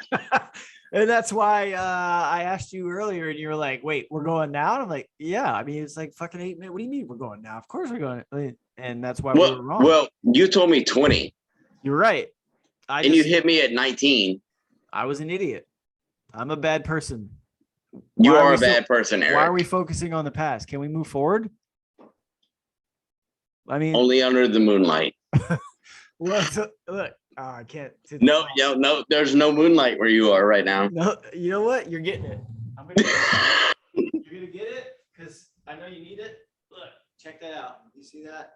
Those are mountains out there, and it's nice and sunny. Look at this. There we go. All right. I don't even know how that's gonna end up, but whatever. So yeah. Oh shit, that looks good. Fuck yeah, hell yeah. So yeah, plenty of sunlight out there. I might go jump in the hot tub, Demp, while you go to bed. So step to that, homeboy. Oh, okay. Holla. I'll go take a hot bath and watch some Pornhub. So like I said, you booked that ticket. Come on out to San Francisco. We'll go do Napa. We'll do some good things, man. But I appreciate your time. You can follow Demp at Demp McGee. You can follow me at Eric TWBB. And then please, by all means, go buy yourself a bottle of Redwood Empire Pipe Dream. Demp's probably got a pipe dream as well when it comes to bourbon. That's all. We'll see you. And this will be up at some point because this is a very long episode. It's going to take tons of hours to upload, which is good. You have a big following. So yeah, anyway. How do you? No, not yet. We'll get there. All right, buddy. Thanks again, man. Love you, bro. Love you more.